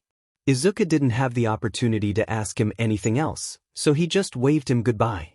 That was a very strange thing for Shudo to say, and Izuku couldn't help but wonder about what happened between him and Katsuki. Be patient with Kacchan? Maybe he found out about the apartment fiasco yesterday. It wouldn't be surprising if he just wants us to make up. Yeah, that makes sense. Satisfied, he headed back to the parking lot. It would be a long drive home, but at least he could blast some of his favorite music to keep himself awake. Izuku yawned. He was so distracted yesterday that he completely forgot about his morning shift today. Coach Toshinori was kind enough to buy him a coffee, but he still felt like a zombie. As usual, Ochako came by for her morning exercise and everything was pretty quiet for a while. Izuku's eyelids were slowly closing until the doors suddenly opened. I don't know why we have to get up so early for this, Aijiro. Can't we go in the afternoon like usual? No way. You know it gets crowded like crazy in the afternoon, and all the machines get covered in sweat. Going in the morning is better. It gives us some extra time to spend with each other too. Okay, fine, but we're only doing this once a week. They finally turned to Izuku, who had been watching silently and finally forced himself to stay awake. Aijiro's mind clicked as soon as he saw him. Oh hey, it's you. Aizu. Izuku. Izuku. Hey Denki, this was the guy I was talking to about My Hero Academy. He's a really smart dude. Nice to meet you, man, Denki saluted. Aijiro makes a lot of friends by randomly approaching them. I hope he didn't bother you a lot. Hey. It was no problem, Izuku interjected. Do you guys have memberships? Yeah, hang on a sec dash. As he assisted them, Izuku's eyes gradually shifted to their thread. They were soulmates all right. He briefly wondered how they were able to find each other before finally looking up and letting them in. We should hang out again, Izuku. You're a pretty cool guy. Denki slapped him lightly on the arm. Don't you dare go missing dinner again. I swear. It's just like when our old roommate always missed it. The door shut before Izuku could hear the end of their conversation. He was kind of curious about who they were talking about, but the door opened once again and he quickly dismissed it. He smiled to greet the person, but the smile instantly vanished. Kacchan? What are you doing here? There's something I need to discuss with you, Deku. When do you get off? Point 1, he said reluctantly. Something about Katsuki's stare was unsettling. All right then, I'll come by to pick you up. Don't even think about running away, you nerd. I don't run away ever. Good, he smirked. He walked out after that, and Izuku was absolutely shocked by how calm he was. Something akin to dread was welling up in his chest, and the fact that his thread was once again floating didn't make things better. He expected the blonde to be mad at him after that time in his apartment, but he seemed quite aloof instead. Hey, was that guy Katsuki? Ochako came out of the gym with a small towel over her shoulders. Yeah, he just wanted to know when my shift ended. Apparently he wants to talk about something. Does that mean he asked you out? No, he didn't mean it like that. He would never ask me out. Then he's missing out, I guess. She shrugged. Maybe he wants to make up with you then. Maybe. Definitely not. Kacchan doesn't seem like the type to apologize first. Well, I'm going now. Already? But it hasn't even been an hour yet. Aizu, please, I know my limits and leg day is literally the most exhausting day of the week. I'll see you later. As soon as she was gone, he went right back into thinking about Katsuki. He was such an enigma that Izuku couldn't help but be fascinated. Would he ever figure out the mystery of his string? Now that it was up in the air again, he wondered if it would try to connect to his finger again. No, I can't let that happen. But then he paused. That's right, he didn't even have to stop the string himself. After all, it should literally be impossible for it to connect to him. He felt silly for worrying so much about it. The worst it could do was wrap around his wrist, and he already knew how to repel it. He sighed. I don't know what you're planning for Kacchan and I, Fate, but I'll figure it out eventually. As Izuku packed up his bag, he felt his chest grow heavy. Kacchan was waiting outside, waiting to talk to him about something important. Izuku didn't know why, but he felt incredibly nervous. Why did he look so serious this morning? It was as if he figured out Izuku's secret or something. Sighing, he swung the bag over his shoulder and headed out. Whatever it was, he had to face it head-on. As soon as he exited the building, Katsuki was in front waiting in his car. He rolled down the window and called the other over. "About time, nerd. Get over here already." "Oh, right." Izuku hastily got in and placed his bag in the back seats. He was surprised that Katsuki even owned a car. Putting his seatbelt on, he looked over to the other nervously. "So, where are we going?" "Across town to my favorite coffee place. The places here are trash compared to it." "All right." The car ride was quiet and tense. Izuku would try to start up a friendly conversation, but Katsuki didn't seem interested in the slightest. He focused on the road ahead and Izuku promptly kept his mouth shut. When they made it to the coffee place, Izuku was surprised at how average it looked. It was wedged between two other stores and could easily be overlooked if you weren't looking for it. "Wow, I wasn't expecting this, Kacchan. How'd you find this place?" "I got wasted this one time and happened to stumble into it. Their coffee's the sheet." "Oh wow, I'm excited to try it out." Katsuki said nothing as he led the way in. The place was mostly empty save for two other people. As they walked to the counter, the cashier seemed to recognize Katsuki. "It's been a while, kid. Thought you up and left us for good." "Can it? My new place is 2 DMN far from here, so I haven't been able to drop by as regularly." "Ah well, that is. This dusty old place gets boring real quick without someone to talk to." "Tisich, just call over one of your girlfriends then if you want company that badly." "Now, if I did, then the cafe would be swarming with ladies all day coming to see me." Katsuki rolled his eyes. "If you don't want to get people's attention, then get used to this boring job already. You were the one that asked for it in the first place." The other man raised his hands in mock surrender. All right, you got me there. So will you have the usual today?" "Obviously." Izuku looked down at the cashier's name tag. Takami Kigo. "Huh, that name sounded vaguely familiar. And what will you be having today, dude?" Izuku snapped out of his thoughts. "Oh, I've never been here before, so I'll have whatever you recommend," he smiled. Kigo smiled back. He was a very charismatic fellow. "Sure, I'll get you the same as Katsuki then." They both headed to a table far in the back. Once they sat down, Katsuki seemed to get straight to business. "The red string of fate." Izuku's blood immediately ran cold. "You've been obsessed with that stupid little fairy tale, and I want to know why." Izuku couldn't seem to get any words out. Surely he could just play it off as some silly interest, but Katsuki seemed to be examining his reactions closely. He decided to deflect the question with a question of his own. "Why are you asking me this, Kacchan? It's a little strange for you to bring me all the way out here to talk about something so silly." "Yeah, it's real fing silly. Which is all the more reason I want to know why you've been researching it like it's a real thing." Izuku faltered. Maybe Katsuki could read his sloppy notes after all. Before he could answer, Kigo popped in with their drinks. "Here you go guys, enjoy." Izuku thanked him, but Katsuki was still staring at him waiting for a response. He nervously sipped on his coffee while trying to think of a good excuse. "Well, the truth is that I've been planning on writing a story about the red string of fate. It's really embarrassing to talk about, but I've been doing research so I know what I'm writing about." Izuku was internally screaming at his half-butted excuse. Was this really the best he could come up with? That he was writing a fing fanfic? The silence was painfully awkward as Katsuki took in his response. He sipped his coffee and casually asked, "What's the story about?" Izuku almost choked. "I don't think that's important, Kacchan. It's just a fictional story. On more important matters, I'm really sorry about the other day at my apartment." "Huh. You know, when you accidentally spilled beer on yourself." "Oh, you don't need to apologize for that, sheet. I was just feeling off that day. I'm over it already." "Is that so? Well then I hope you can come over again one day so we can hang out properly." "Aren't we hanging out right now?" "Well, yes, but we're here because you had to talk to me about something important." "Yeah, so what's that story of yours about? What? Are we seriously here to talk about the red string of fate?" "Yup," Katsuki said casually.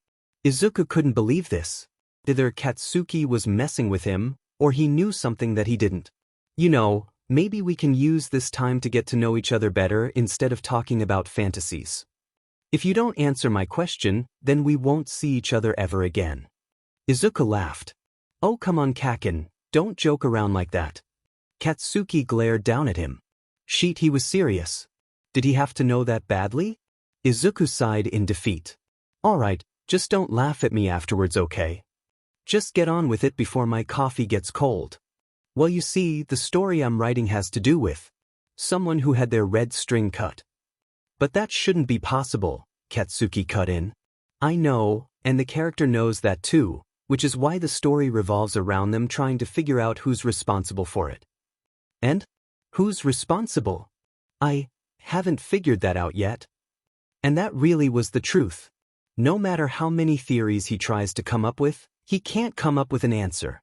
Well, that SCKS.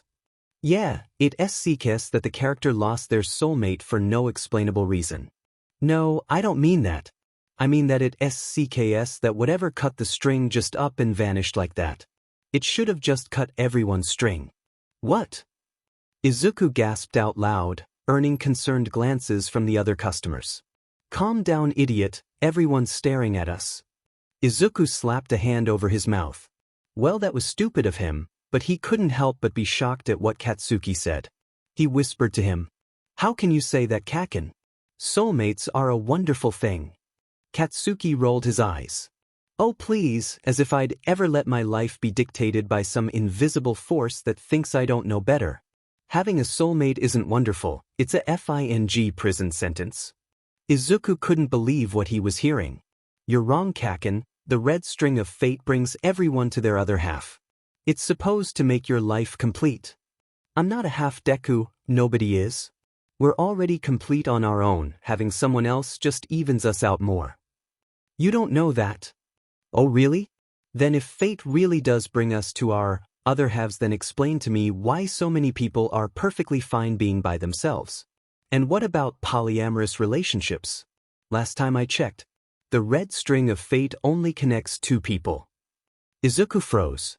Truth be told, he never considered those other options. Did aromantic people have a thread connecting them to a platonic partner? Or did they not have a string at all? And he'd never seen anyone with multiple threads before. Look, Deku, this fate stuff is FNG stupid. People should have the choice to choose their own partners, even if they choose wrong sometimes.